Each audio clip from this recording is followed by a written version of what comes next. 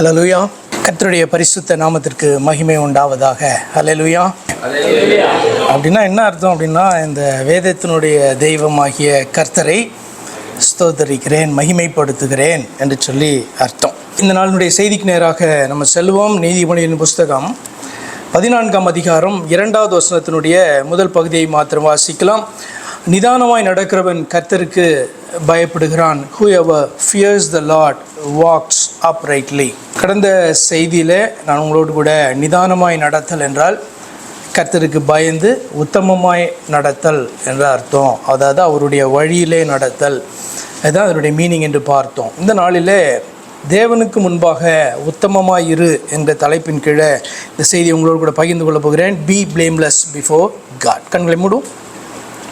எங்களை அன்பாய் நேசிக்கிற எங்கள் பரிசுத்த பிதாவே, இந்த அருமையான இந்த வேலைக்காக நாங்கள் உமக்கு நன்றி செலுத்தி, உம்மை தெய்வமாக கர்த்தாவே நாங்கள் அறிந்து கொள்ளும்படியாய் எங்களுடைய வாழ்க்கையில் கர்த்தாவே வெளிச்சத்தை நீ தந்ததற்காய், எங்களுடைய இருதயத்தை திறந்ததற்காய், உம்மை விசுவாசிக்கும்படியாய் விசுவாசத்தை துவக்கினதற்காய் நாங்கள் உமக்கு நன்றி செலுத்துகிறோம் ஐயா. இந்த நேரத்திலும் இந்த வார்த்தை எங்களுடைய வாழ்க்கையில் பிரயோஜனமாய் அமையும்படியாய் இந்த வார்த்தை இந்த மாதத்தில் தந்தீங்க. இதை குறித்தான காரியங்களை செய்தியாய் கர்த்தர் எங்களுக்கு கொடுத்து கொண்டு வருகிறீர். அதற்காக நன்றி செலுத்துகிறோம். இந்த நாளிலும் எங்களை உண்டாக்கின, எங்களை அழைத்த தெய்வமாகிய உமக்கு முன்பாக உத்தமமாக நாங்கள் காணப்பட கர்த்தர் நீர் விரும்புகிறபடினாலே இந்த வேளை கர்த்தாவே எங்களுக்கு பிரயோஜனம் உள்ளதாக இந்த செய்தி அமைய கிருபை செய்யும். கர்த்தராகிய இயேசு கிறிஸ்துவின் நாமத்தில் ஜெபிக்கிறோம் அருமை பிதாவே, ஆமென். உத்தமமும் உண்மையுமாய் உண்மையாக நடக்கணும், உத்தமமாக நடக்கணும் அப்படின்றது அது எல்லா மனிதர்கள் மேலேயும் விழுந்ததான கடமை. ஹல்லேலூயா. இந்த நாட்களில் உண்மையும் உத்தமமாக நடக்கிறதை பார்ப்பது அல்லது அது குறைவுபட்டு இருக்கிறத நாம் நம்முடைய வாழ்க்கையில் நம்ம பார்க்க முடியும். உங்களுடைய அனுபவங்களில் நீங்கள் அதை பார்ப்பீர்கள். அப்படி தானே? இந்த நாட்களில் அப்படியெல்லாம் நம்ப மாட்டேன்றீங்களே. நாட்களில் நீங்கள் ஒரு 10 வருஷம் 20 வருஷத்துக்கு முன்னாடி காணப்பட்டதை விட இந்த நாட்களில் உண்மையாய் மனிதர்களை பார்ப்பதும் உத்தமமாக நடக்கிறவர்களை பார்ப்பதும் குறைவுபட்டு இருக்கிறது. இல்லை அப்படின்னு நான் சொல்ல மாட்டேன், குறைவுபட்டு இருக்கிறது. முக்கியமாக கிறிஸ்தவர்கள் அப்படின்னு சொல்லும்போது உத்தமமாக இருப்பது கிறிஸ்தவர்களுக்கு அவசியமான காரியம். அவர்களை தன்னுடைய பிள்ளை என்று சாட்சியாக சொன்ன தேவனுக்கு முன்பாக கிறிஸ்தவர்கள் உண்மை உள்ளவர்களாக உத்தமம் உள்ளவர்களாக இருப்பது அவசியமான காரியம். அப்படி தானே? நம்ம ஆண்டவர் அவருடைய பிள்ளைன்னு சாட்சியாக சொல்லியிருக்காரா? உங்களை பற்றி ஆண்டவர் சாட்சியாக சொல்லியிருக்காரா, இது என்னுடைய பிள்ளை அப்படின்னு சொல்லிட்டு? சொல்லியிருக்கார். என்ன அப்படின்னு சொன்னால், உங்கள் ஒவ்வொருவரையும் பார்த்து தனித்தனியாக சொல்லலைனாலும் பொதுவாக ஆண்டவர் சொல்லியிருக்கார். என்ன அப்படின்னா, அவருடைய நாமத்தில் நீங்கள் ரட்சிக்கப்பட்டிருப்பீர்களானால், இல்லை அவருடைய நாமத்தை நீங்கள் அறிந்து, அதாவது இயேசு கிறிஸ்துவை அறிந்து அவருடைய நாமத்தினால் மறுபடியும் பிறந்திருப்பீர்களானால், அதான் ரட்சிப்பு. மறுபடியும் பிறந்திருப்பீர்களானால் அவர் சொல்லுகிறார் சாட்சியாக இது என்னுடைய பிள்ளை அப்படின்னு அதிகாரத்தையே தந்திருக்கிறாராம். He has given authority to be called the children of God. அவருடைய பிள்ளைகள் என்று அழைக்கும்படியான அதிகாரத்தை வேறு யாரும் தரல, அவர் நமக்கு தந்திருக்கிறார் என்று வேதம் சொல்லுகிறது. ஆனபடினாலே கிறிஸ்தவன் என்று நாம் அழைக்கப்படுகிற நாம நம்முடைய தேவனுக்கு முன்பாக, நம்ம உலகத்துக்கு மற்றவர்களுக்கு உத்தமர்களாக நாம் வெளிப்படுவதற்கு முன்பாக முதலாவது நம்முடைய தேவனுக்கு முன்பாக உத்தமர்களாக நாம் காணப்பட வேண்டியது அவசியம். அதே மாதிரி பார்த்தீங்க அப்படின்னு சொன்னால், கிறிஸ்தவர்கள் என்று நம்மை நம்புகிறார்கள் அல்லவா? யார் கிறிஸ்தவர்கள் நம்ம நம்புகிறாங்க? உலகத்தின் ஜனங்க நம்மளை கிறிஸ்தவர்கள் அப்படின்னு நம்புகிறாங்க. இயேசு கிறிஸ்துவை பின்பற்றுகிறவர்கள். அவன் சபைக்கு போகிறான், கோயிலுக்கு போகிறான், கூட்டத்துக்கு போகிறான், ஜெபிக்க போகிறான் அப்படின்ட்டு நம்மளை கிறிஸ்தவர்கள் என்று நம்புகிறார்கள் அல்லவா? அவர்களுக்கு முன்பாக நாம் உத்தமர்களாக காணப்படுவது மிக மிக அவசியமாய் காணப்படுது. இந்த கடந்த விடுமுறை நாட்களில் ஒரு சகோதரனுடைய சாட்சியை நான் கேட்க நேர்ந்தது. நம்மளுடைய மெசேஜஸ் இதெல்லாம் அவங்க பார்த்து விட்டு என்னை கூப்பிட்டுருந்தாங்க லீவ் நாட்களில். அவர்கள் ஒரு இந்து மார்க்கத்திலிருந்து வந்ததான ஒரு சகோதரி, அவருடைய சாட்சியை அவர்கள் பகிர்ந்து கொண்டாங்க.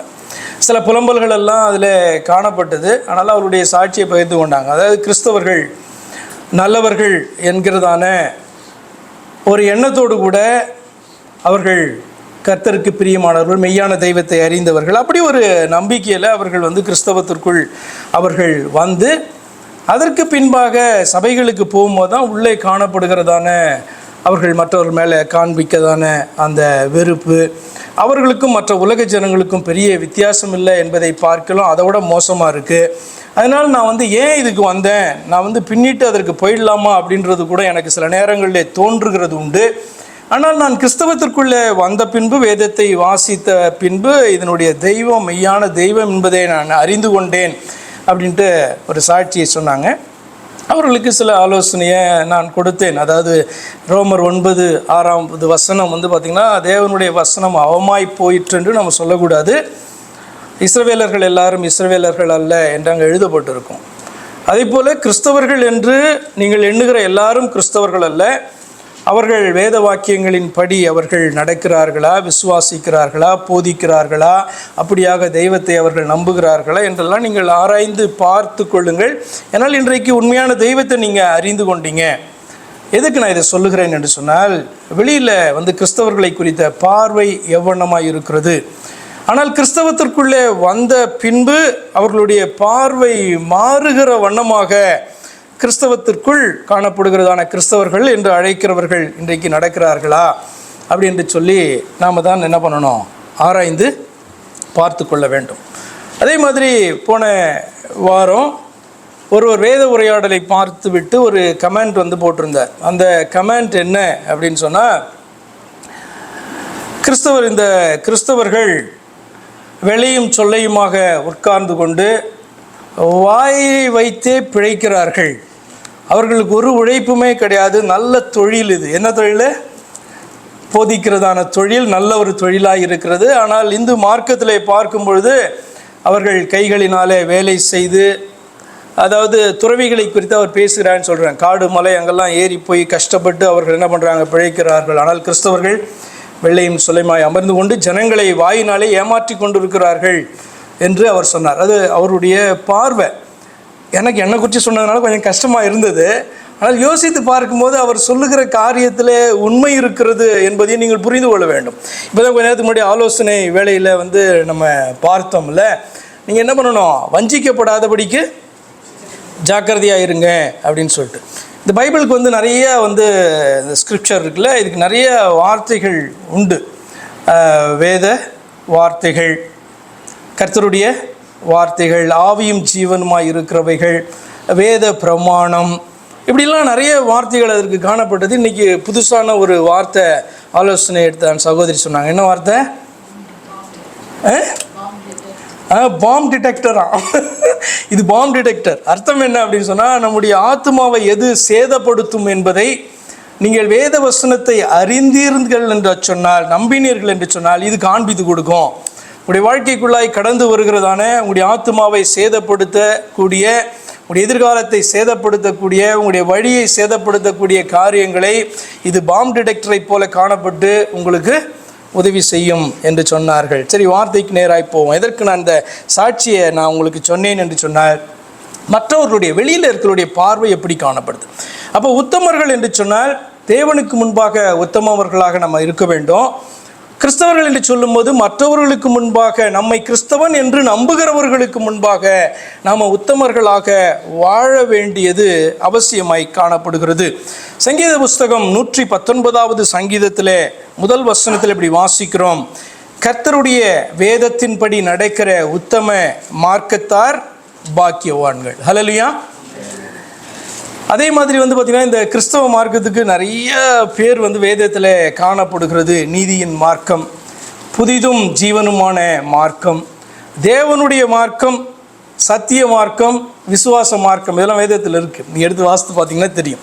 இப்படியாக நிறைய பெயர் வந்து பார்த்திங்கன்னா இந்த கிறிஸ்தவ மார்க்கத்திற்கு கொடுக்கப்பட்டிருக்கிறது. சங்கீத புஸ்தகத்தில் இந்த சங்கீதத்தை எழுதினவர் ஒரு காரியத்தை சொல்கிறாரு, கர்த்தருடைய வேதத்தின்படி நடக்கிற உத்தம, அவர் ஒரு பேரை சொல்கிறாரு, உத்தம மார்க்கத்தார் அப்படி என்று சொல்லி கிறிஸ்தவ மார்க்கத்தாரை குறித்து சொல்லுகிறார். அதை சொல்லும் பொழுது கர்த்தருடைய வேதத்தின்படி, கர்த்தர் தந்திருக்கிறதான வேத வசனங்களின்படி நடக்கிறதான மார்க்கத்தார் அப்படிப்பட்ட ஒரு கூட்டம் அப்படின்னு சொல்லி கிறிஸ்தவர்களை பார்த்து சொல்கிறார். அப்படி இருந்தால் அவர்கள் பாக்கியவான்கள், அவர்கள் தேவனாலே ஆசீர்வதிக்கப்பட்டவர்கள் என்று இதில் நம்ம வாசிக்கிறோம். சரி, உத்தமன் என்று வேதம் கற்றுக் கொடுக்கிறதான கருத்தை பார்க்கலாம்.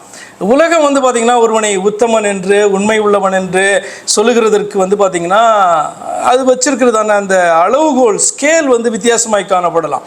ஆனால் நம்ம எல்லாவற்றையும் வேதத்தின் அடிப்படையிலே கற்றுக்கொள்ளுகிறபடினாலே உத்தமன் அப்படின்ற வேதம் பார்த்திங்கன்னா கற்றுக் கொடுக்கிறதான அந்த கருத்து என்ன அப்படின்னு பார்க்கலாம். உத்தமன் என்றால் முதலாவது அவன் தன்னுடைய தேவனுக்கு முன்பாக உத்தமனாய் இருக்க வேண்டும். தன்னுடைய தேவனுக்கு முன்பாகனா என்ன அர்த்தம்னா, தன்னை அழைத்ததான தேவன், தன்னை பின்பற்றும்படி அழைத்ததான தேவன், தன்னுடைய வார்த்தைகளுக்கு கீழ்ப்படியும்படி அழைத்ததான தேவன். எதற்கு அழைத்தார்?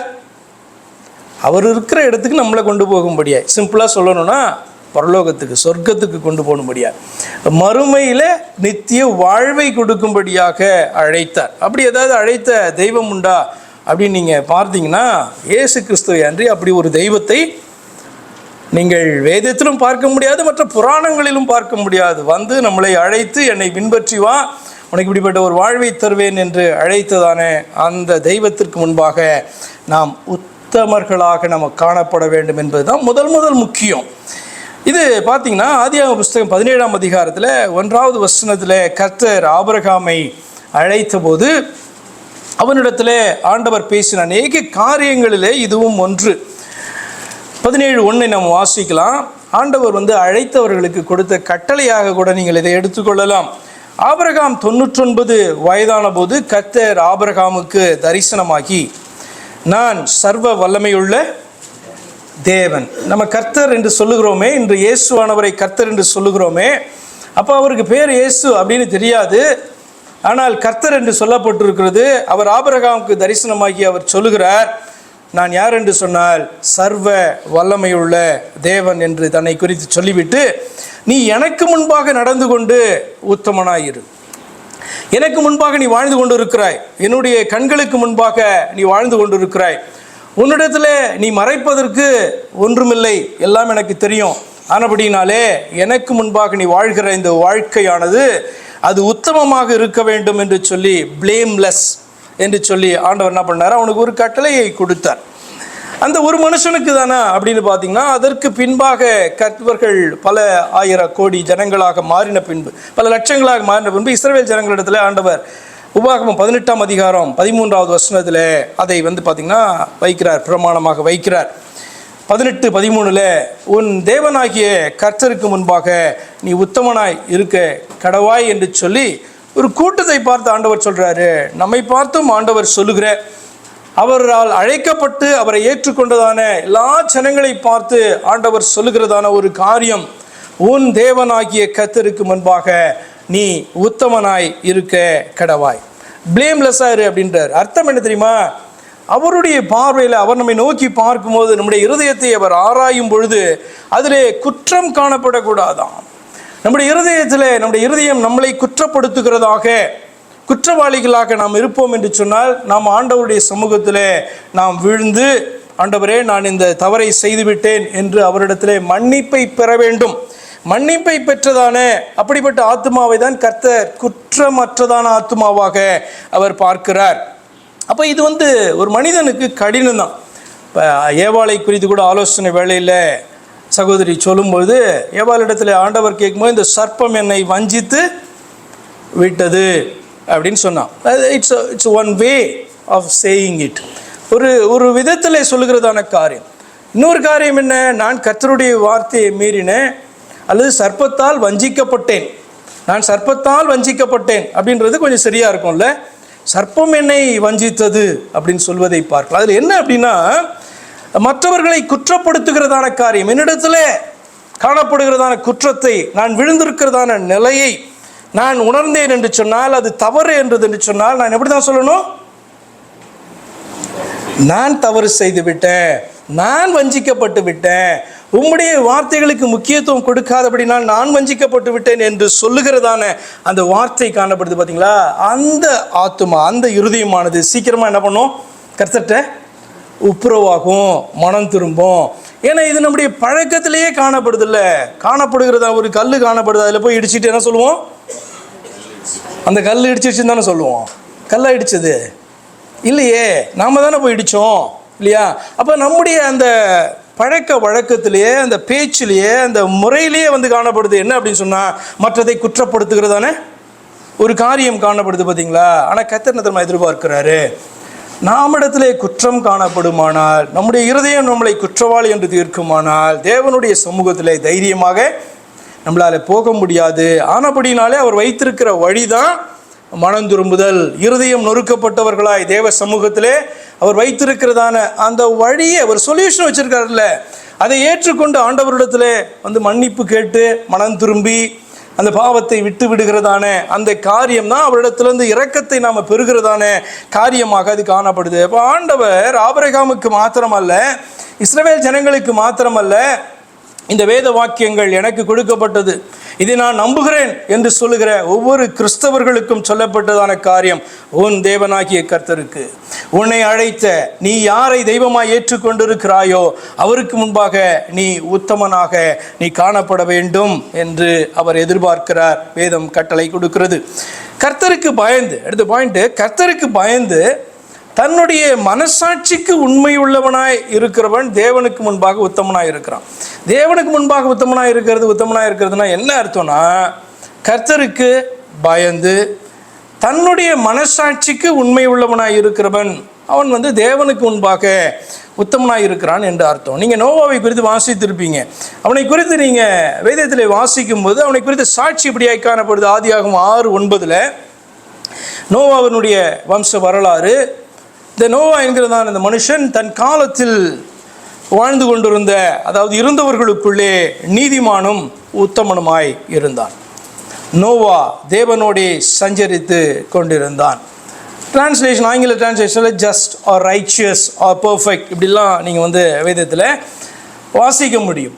அப்போ இதனுடைய அர்த்தம் என்ன அப்படின்னு சொன்னால், இந்த மனிதன் கர்த்தருக்கு பயந்தவனாக, அதாவது தன்னை உண்டாக்கின தெய்வத்துக்கு பயந்தவனாக, தன்னுடைய மனசாட்சிக்கு அவன் உண்மையுள்ளவனாக அவன் காணப்பட்டான்.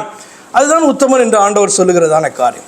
தெய்வத்துக்கு பயப்படணும், தன்னுடைய தெய்வம் யார் என்று அறியணும், அவருக்கு பயப்படணும், தன்னுடைய மனசாட்சிக்கு உண்மை உள்ள ஒரு மனுஷனாக காணப்படணும். அப்படி காணப்பட்டால் கர்த்தருடைய பார்வையில் எப்படி இருக்காம, அப்படிதான் உத்தமனுங்கிற பெயரை இந்த நோவா பெற்றானே ஒழிய இவன் பயங்கர ஆங்கில டிரான்ஸ்லேஷன் சொல்கிறபடி பர்ஃபெக்ட் மேன் அப்படிலாம் கிடையாது. பர்ஃபெக்ட் மேனுன்னு யாருமே கிடையாது. என்ன அப்படின்னா, அவனுடைய தெய்வம் யாருன்னு அவனுக்கு தெரியும், தன்னுடைய மனசாட்சிக்கு உண்மை உள்ளவனாக. மனசாட்சி பேசுமா இல்லையா? மனசாட்சி பேசும் இல்லை நம்மோடு கூட. கர்த்தருக்கு சித்தமானால் வருகிற நாட்களில் நான் அவேர்னஸில் மனசாட்சியை குறித்து நான் உங்களோட கூட பகிர்ந்து கொள்கிறேன். நம்முடைய மனசாட்சி நம்மளோட கூட பேசும். இப்போ கர்த்தருக்கு பயப்படுற மனுஷன் மாத்திரமல்ல, தன்னுடைய மனசாட்சிக்கு உண்மை உள்ளவனாக அவன் காணப்பட்டான். ஆனபடினாலே அவன் உத்தமன், நீதிமான் என்கிறதான சாட்சி அவன் பெற்றான். சரி, மனசாட்சிக்கு உண்மை உள்ளவனாக இருந்தால் மட்டும் போதுமா? கர்த்தருக்கு பயப்படுதல் அவசியம் இல்லையா அப்படின்னு சொன்னால் இல்லை. இந்த டேர்மை எப்படின்னா, கர்த்தருக்கு பயந்து உன்னுடைய மனசாட்சிக்கு உண்மை உள்ளவனாக இருக்கிறது தான் வேதம் உத்தமன் அப்படின்னு சொல்லுகிறதான ஒரு காரியம். இதை நான் ஒரு வசன பகுதியின் மூலமாக நான் விளக்குறேன். ஆதியாகமம் புஸ்தகம் 20ஆம் அதிகாரத்தில் 5 to 6 வரைக்குமான வசனங்களை நம்ம வாசிக்கலாம். ஆதியாகமம் 20. ஆபிரகாம் அவனுடைய மனைவியாகிய சாராள், அவளை அழகுள்ளவள் என்று கண்டு அவளை ஒரு ராஜா என்ன பண்ணுறான், தூக்கிட்டு போயிட்டான். அந்த சம்பவம் தான் இந்த இடத்துல 5:6. இவள் தன் சகோதரி என்று அவன் என்னோடே சொல்லவில்லையா? அவன் தன் சகோதரன் என்று இவளும் சொன்னாளே. இவர்களே என்ன பண்ணிட்டாங்க, இந்த இடத்துல தெய்வ பயம் இல்லை அப்படின்ட்டு இவர்களே முடிவு பண்ணிட்டாங்க. ஆனால் இவன் பார்த்திங்கன்னா கொஞ்சம் உத்தமமான ஒரு ராஜா தான் இவன். இப்போ யார்? தேவனுடைய பிள்ளைகளாகிய ஆபிரகாமும் போய் சொல்கிறான், அவனுடைய மனைவியாகிய சாராளும் பார்த்திங்கன்னா போய் சொல்லியிருக்கிறா. இதை பார்த்திங்கன்னா ஆண்டவர் அந்த ராஜாட்ட சேலஞ்ச் பண்ணும்போது, அவனை எதிர்த்து நிற்கும்போது அவன் பார்த்திங்கன்னா தேவன்கிட்ட பேசுகிறான். இவள் தன் சகோதரி என்று அவன் என்னோட சொல்லவில்லையா? அவன் தன் சகோதரன் என்று இவளும் சொன்னாலே. உத்தம இருதயத்தோடும் சுத்தமான கைகளோடும் இதை செய்தேன் என்று சொன்னான். அந்த ராஜா தேவனிடத்தில் சொல்கிறான். அவனை தடுக்கிற தேவனிடத்தில் அவன் சொல்கிறான், உத்தம இருதயத்தோடு நான் செஞ்சேன், சுத்தமான கைகளோடு இதை செய்தேன் அப்படின்னு சொல்கிறான். அப்போது தேவன் சொல்கிறாரு, உத்தம இருதயத்தோடு நீ இதை செய்தாய் என்று நான் அறிந்திருக்கிறேன். நீ எனக்கு விரோதமாய் பாவம் செய்யாதபடிக்கு உன்னை நான் தடுத்தேன். ஆகையால் நீ அவளை தொட நான் உனக்கு இடம் கொடுக்கவில்லை அப்படின்ட்டு என்ன பண்ணுறாங்க, ஆண்டவர் சொல்கிறார். அவன் சொன்னது உத்தம இருதயத்தோடும் சுத்தமான கைகளோடும். ஆண்டவர் சுத்தமான கைகளை டெலீட் பண்ணிட்டார். ஏன்னா பார்த்திங்கன்னா இந்த மெய்யான தெய்வத்தை அறியவும் இல்லை, அவருக்கு பயந்து அவன் உத்தமமாக இருக்கல. ஆனால் எதை செய்யணும் எதை செய்யக்கூடாது அப்படின்றதான அந்த மாரலான காரியங்களை அறிந்ததான ஒரு மனுஷன், தன்னுடைய மனசாட்சியின்படி நடக்கிறதான ஒரு மனுஷன் தான். அப்போ ஆனபடினாலே தன்னை தடுத்து நிறுத்துகிற தெய்வத்தோடு கூட அவன் பேசுகிறான். உத்தம இருதயத்தோடும் சுத்தமான கைகளோடும் இதை செய்தேன். இதெல்லாம் ராஜாக்கள் செய்கிறதான சாதாரண காரியம் தானே என்று அவன் சொல்லுகிறான். ஆண்டவர் சொல்கிறாரு, நீ உத்தம இருதயத்தோடு செய்தேன் என்பதை நான் அறிந்திருக்கிறேன். ஆனால் நீ எனக்கு விரோதமாக பாவம் செய்யாதபடிக்கு உன்னை தடுத்தேன். அப்போ உத்தம இருதயத்தோடு நம்ம செய்கிறதா சில காரியங்களை நினைத்து கொண்டு இருக்கலாம். ஆனால் தெய்வத்தை அறிந்து தெய்வத்துக்கு பயந்து மனசாட்சியோடு நடக்கிறதான காரியம் பார்த்திங்கன்னா வேதம் என்ன சொல்லுது, அது உத்தம இருதயம். வித்தியாசத்தை புரிந்து கொள்ளணும். உலக மனுஷன் உத்தம இருதயம்னு சொல்லுகிற காரியத்துக்கும் தேவ பிள்ளைகள் உத்தம இருதயம் அப்படின்னு சொல்லுகிற காரியத்துக்குமான வித்தியாசம் உங்களுக்கு புரிய வேண்டும். நம்ம ஆங்கிலத்தில் எப்படி பார்க்குறோம், அவன் என்ன சொல்லுகிறான் அப்படின்னு சொன்னால், clear conscience and clear hands அப்படின்னு சொல்கிறான். இன்டெகிரிட்டி அண்ட் இன்னசென்ஸ் அப்படி சொல்கிறான் அவன். ஆண்டவரும் பார்த்திங்கன்னா சொல்கிறாரு, ஆமாம் கிளியர் கான்ஷியன்ஸோடு தான் நீ அதை பண்ண, ஆனால் எனக்கு விரோதமாக பாவம் செய்யாதபடிக்கு நான் அதை தடுத்தேன் அப்படி சொல்கிறார். அப்போ மனசாட்சிக்கு மட்டும் உண்மையாக இருந்தால் போதுமா அப்படின்னு கேட்டால் இல்லை, தெய்வத்துக்கு பயந்து மனசாட்சிக்கு உண்மையாக இருக்கணும். ஹல்லேலூயா. வித்தியாசத்தை புரிந்து கொள்ளுங்க. கிறிஸ்தவர்களுக்கும் மற்ற ஜனங்களுக்கு இருக்க வித்தியாசத்தை நீங்கள் புரிந்து கொள்ள வேண்டும். நீங்கள் தெய்வத்துக்கு பயந்து கர்த்தரின் நிமித்தமாக உங்களுடைய மனசாட்சிக்கு நீங்கள் உண்மை உள்ளவர்களாக இருக்கணும். ஏன்னா மனசாட்சி பார்த்திங்கன்னா இது குறித்து பழைய நாட்களில் வேத உரையாடலில் பேசி கொண்டது உண்டு. மனசாட்சி பார்த்திங்கன்னா எதன் அடிப்படையில் அது செயல்படும் நாம் அறிந்திருக்கிறதான காரியங்கள்லாம், இப்போ தவறான போதனைகள், தவறான உபதேசங்களின் மூலமாக அதெல்லாம் பார்த்திங்கன்னா சத்தியம் என்று நாம் அறிந்து விட்டோம் என்று சொன்னால் நம்முடைய மனசாட்சி அதோடு கூட தான் கம்பேர் பண்ணி பார்க்கும். பொய்யை உண்மை நம்பிட்டு இருக்கோன்னா அதோடு கூட என்ன பண்ணோம், கம்பேர் பண்ணி பார்த்து மனசாட்சி என்ன பண்ணாது, இடிக்காது, இது ஓகேன்னு சொல்லும். இது புரியுதா உங்களுக்கு? அப்போ மனசாட்சினா அது அப்படியே பயங்கர பர்ஃபெக்ட் அப்படி கிடையாது. மனசாட்சி இருக்கணும். அந்த மனசாட்சி வேத வார்த்தைகளோடு கூட பார்த்திங்கன்னா என்ன பண்ணணும், கம்பேர் பண்ணி அதை ஸ்கேலாக வச்சு செயல்படுமானால் உங்கள் மனசாட்சி சொல்கிறதெல்லாம் 100% ட்ரூ என்பதை நீங்கள் அறிய முடியும். சரி, உத்தமம் என்று மனிதனின் மனம் எண்ணுகிறதான காரியம் பார்த்திங்கன்னா உத்தமமாக இருக்கும் என்று அர்த்தம் இல்லை. இதுக்கு ஒரு எக்ஸாம்பிள் நான் காமிக்கிறேன். உத்தமம் என்று மனிதனுடைய மனம் எண்ணுகிறதான காரியங்கள் எல்லாம் உத்தமம் என்று அர்த்தம் கிடையாது. எண்ணாகமம் 14ஆம் அதிகாரம் 3வது வசனத்தில், எண்ணாகமம் 14:3, இஸ்ரவேல் ஜனங்க தங்களுடைய பாடுகளின் நிமித்தமாக அவர்கள் இப்படியாக என்ன பண்ணுறாங்க, அவருடைய மனம் எண்ணுகிறது. அவர்கள் சொல்லுகிறார்கள், நாங்கள் பட்டயத்தால் மடியும்படிக்கும் எங்கள் பெண் ஜாதிகளும் பிள்ளைகளும் கொள்ளையாகும்படிக்கும் கர்த்தர் எங்களை இந்த தேசத்துக்கு கொண்டு வந்தது என்ன? எகிப்துக்கு திரும்பி போகிறதே எங்களுக்கு உத்தமம் அல்லவோ என்றார்கள். அப்போ தேவனை நோக்கி என்ன பண்ணுறாங்க, எகிப்து தேசத்தில் இருக்கும்போது படுகிறதான பாடுகளின் நிமித்தமாக தேவனை நோக்கி அவர்கள் கூக்குரல் இடுகிறார்கள். நீங்கள் யாத்திராகம புத்தகத்தில் பார்ப்பீங்க, அந்த கூக்குரல் தேவனுடைய சந்நிதியில் எட்டினதான். அவர் மோசேயிட்ட பேசும்போது சொல்கிறாரு, இவர்களை காக்கும்படி நான் என்ன பண்ணேன், இறங்கினேன் அப்படின்னு சொல்கிறாரு. நான் பார்த்திங்கன்னா இப்போ ஆக்ஷன் எடுக்க போகிறேன் அப்படின்னு தான். அதுக்கப்புறம் தான் அவனை கூப்பிட்டு என்ன பண்ணுறாரு, போய் நீ அந்த ஜனங்கள்கிட்ட பேசு, பார்வோன்கிட்ட பேசு, அவர்களை நீ அழைத்து கொண்டு வா, இப்படிப்பட்ட காரியங்கள்லாம் நாங்கள் செய்ய போகிறேன் அப்படின்னு சொல்கிறார்.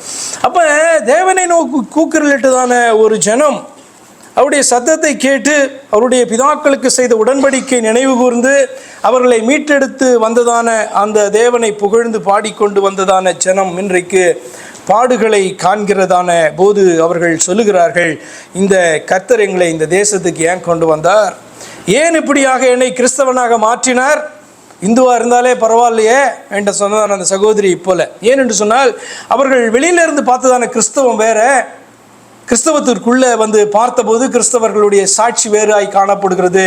அவர்கள் நினைக்கிறார்கள், வெளியவே பரவாயில்லையே, அப்படியே இருந்திருக்கலாமே, அந்த மார்க்கத்தில் இருந்திருக்கலாமே என்று எண்ணக்கூடிய சூழ்நிலை தேவ பிள்ளைகளுடைய மத்தியிலே, வேத மார்க்கத்தாருடைய மத்தியிலே, உத்தம மார்க்கத்தாருடைய மத்தியிலே காணப்படுமானால் அது என்ன சாட்சி? அது எப்படி உத்தமம் உண்மை உள்ளவர்களாய் காணப்படுகிறார்கள் அப்படின்றத நீங்கள் சிந்திச்சு பார்க்கணும். அப்போ இஸ்ரவேல் ஜனங்க யோசிக்கிறாங்க, என் தேவன் எங்களை ஏன் இப்படி கொண்டு வந்தார்? நாங்கள் எகிப்திலே இருந்தால் திரும்பி போகிறது எங்களுக்கு உத்தமம் அல்லவா அப்படின்னு சொல்கிறாங்க. அப்போ மனம் சொல்லுகிறது திரும்பி போனால் பெட்டர், அதுதான் உத்தமம், சரியான காரியம். உத்தமம்னா பார்த்தோம் இல்லையா, சரியான பாதை, சரியானபடி நடக்கிறது அப்படின்னு சொல்லி பார்த்தோம். வேதமான தேவனுக்கு பயந்து தேவனுடைய வார்த்தைகளின்படி நீ ரைச்சியஸாக இருக்கிறதுக்கு பேர் தான் உத்தமம் என்று வேதம் கற்றுக் கொடுக்கிறது. சரி, மனம் வந்து பார்த்திங்கன்னா உத்தமம் என்று ஒரு காரியத்தை குறித்து சொல்வதுண்டு, ஆனால் மனசாட்சி சொல்லுகிறதா என்று பார்க்க வேண்டும். மனம் நம்முடைய சிந்தை இதில் தோன்றலாம், ஆனால் மனசாட்சி அப்படி சொல்லுகிறதா, அதாவது மனசாட்சி அதை சரி என்று சாட்சி கொடுக்கிறதா, ரெண்டு வித்தியாசம் உண்டு. மனவுக்கும் மனசாட்சிக்கும் வித்தியாசம் உண்டு. இப்போ யோபு பக்தன் இப்படி சொல்லுகிறாரு. யோபு 9ஆம் அதிகாரம் 20வது வசனமும் 21வது வசனம் வாசிக்கலாம். யோபு 9, 20, 21. நான் என்னை நீதிமானாக்கினாலும் என் வாயே என்னை குற்றவாளியாக்கும். அவர் சொல்கிறாரு. யோபு வந்து பார்த்திங்கன்னா, நீங்கள் யோபு புஸ்தகத்தை நீங்கள் வாசிப்பீர்கள் என்று சொன்னால் உங்களுக்கு தெரியும், யோபு வந்து கர்த்தருடைய வார்த்தைகளுக்கு விரோதமாக அவன் தன்னுடைய வாழ்க்கையில் அவன் செயல்பட்டதில்லை. அவனே அந்த காரியங்கள்லாம் அறிக்கை பண்ணுறான். மற்றவர்கள் குற்றம் சாட்டின போதும் நான் வந்து இதை செய்யலை, கர்த்தருடைய வார்த்தைக்கு விரோதமாக நான் செய்யலை அப்படின்னு சாட்சி சொல்கிறான். அந்த சாட்சி உண்மையான சாட்சி என்று ஆண்டவரே கடைசியில் சொல்கிறார். ஆமாம், என்னுடைய பக்தனாகிய யோபு எப்படி காணப்பட்டான் என்பதை குறித்து ஆண்டவரே சாட்சி சொல்கிறார். ஆனால் யோபு சொல்லுகிறான், நான் என்னை நீதிமான் ஆக்கினாலும், அதாவது தேவனுடைய வார்த்தைக்கு விரோதமாக நான் நடக்கலை, அப்படி நான் சொன்னினாலும் என் வாயே என்னை குற்றவாளியாக்கும். நான் உத்தமன் என்று சொன்னாலும் நான் மாறுபாடானவன் என்று அது சாட்சி கொடுக்கும். இது சாட்சி கொடுக்கும் வாயம். ஏன் தெரியுமா? தேவனுக்கு முன்பாக நம்ம உத்தமமாய் காணப்படுவோம் என்று சொன்னால் நம்முடைய வாய் சரியான சாட்சியை கொடுக்கும். இல்லை அப்படின்னு சொன்னால் நீ எவ்வளவுதான் ஜாக்கிரதையா நீ பேசி கொண்டு வந்தாலும் உன்னுடைய வாய் என்ன பண்ணும்? உன்னை காண்பித்து கொடுக்குறதுல சந்தேகமே கிடையாது. நீங்கள் ரொம்ப நாள் உங்களை மறைத்து வைக்க முடியவே முடியாது. நீங்கள் எவ்வளவு ஜாக்கிரதையாக இருந்தாலும் உங்களுடைய வாய் நீங்கள் யார் என்பதை காட்டி கொடுக்கும். தவளை தன் வாயினால் கெடும்னு சொல்லுவாங்கள்ல, அதே போல உண்மையாலுமே உன்னுடைய தேவனுக்கு முன்பாக நீ மனம் திரும்பினவனாக, உன்னுடைய தேவனுக்கு முன்பாக நீ உத்தமனாகவும் உண்மையுள்ளவனாகவும் நீ இல்லை அப்படின்னா நீ எவ்வளவுதான் அடித்தாலும் ஒரு நாள் உன்னுடைய வாய் என்ன பண்ணும்?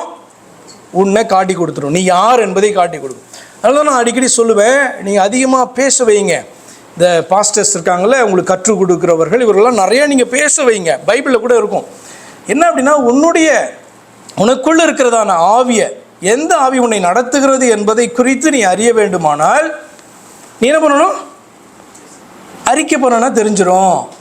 அறிக்கை பண்ண வைத்தால் தெரிந்துவிடும் அப்படின்னு சொல்லிட்டு நீங்கள் 1 யோவான் அவர் வந்து பார்த்திங்கன்னா அவர் சொல்லிக் கொடுப்பார். என்னென்னா, அந்தி கிறிஸ்துவனுடைய ஆவியை, அசுத்த ஆவியை, பொல்லாத ஆவியை, தேவனால் அருளப்படாத ஆவியை பெற்றவர்களால் மாம்சத்தில் வந்த இயேசு கிறிஸ்துவை சரியாக வேதத்தின்படி அறிக்கை பண்ண முடியாது.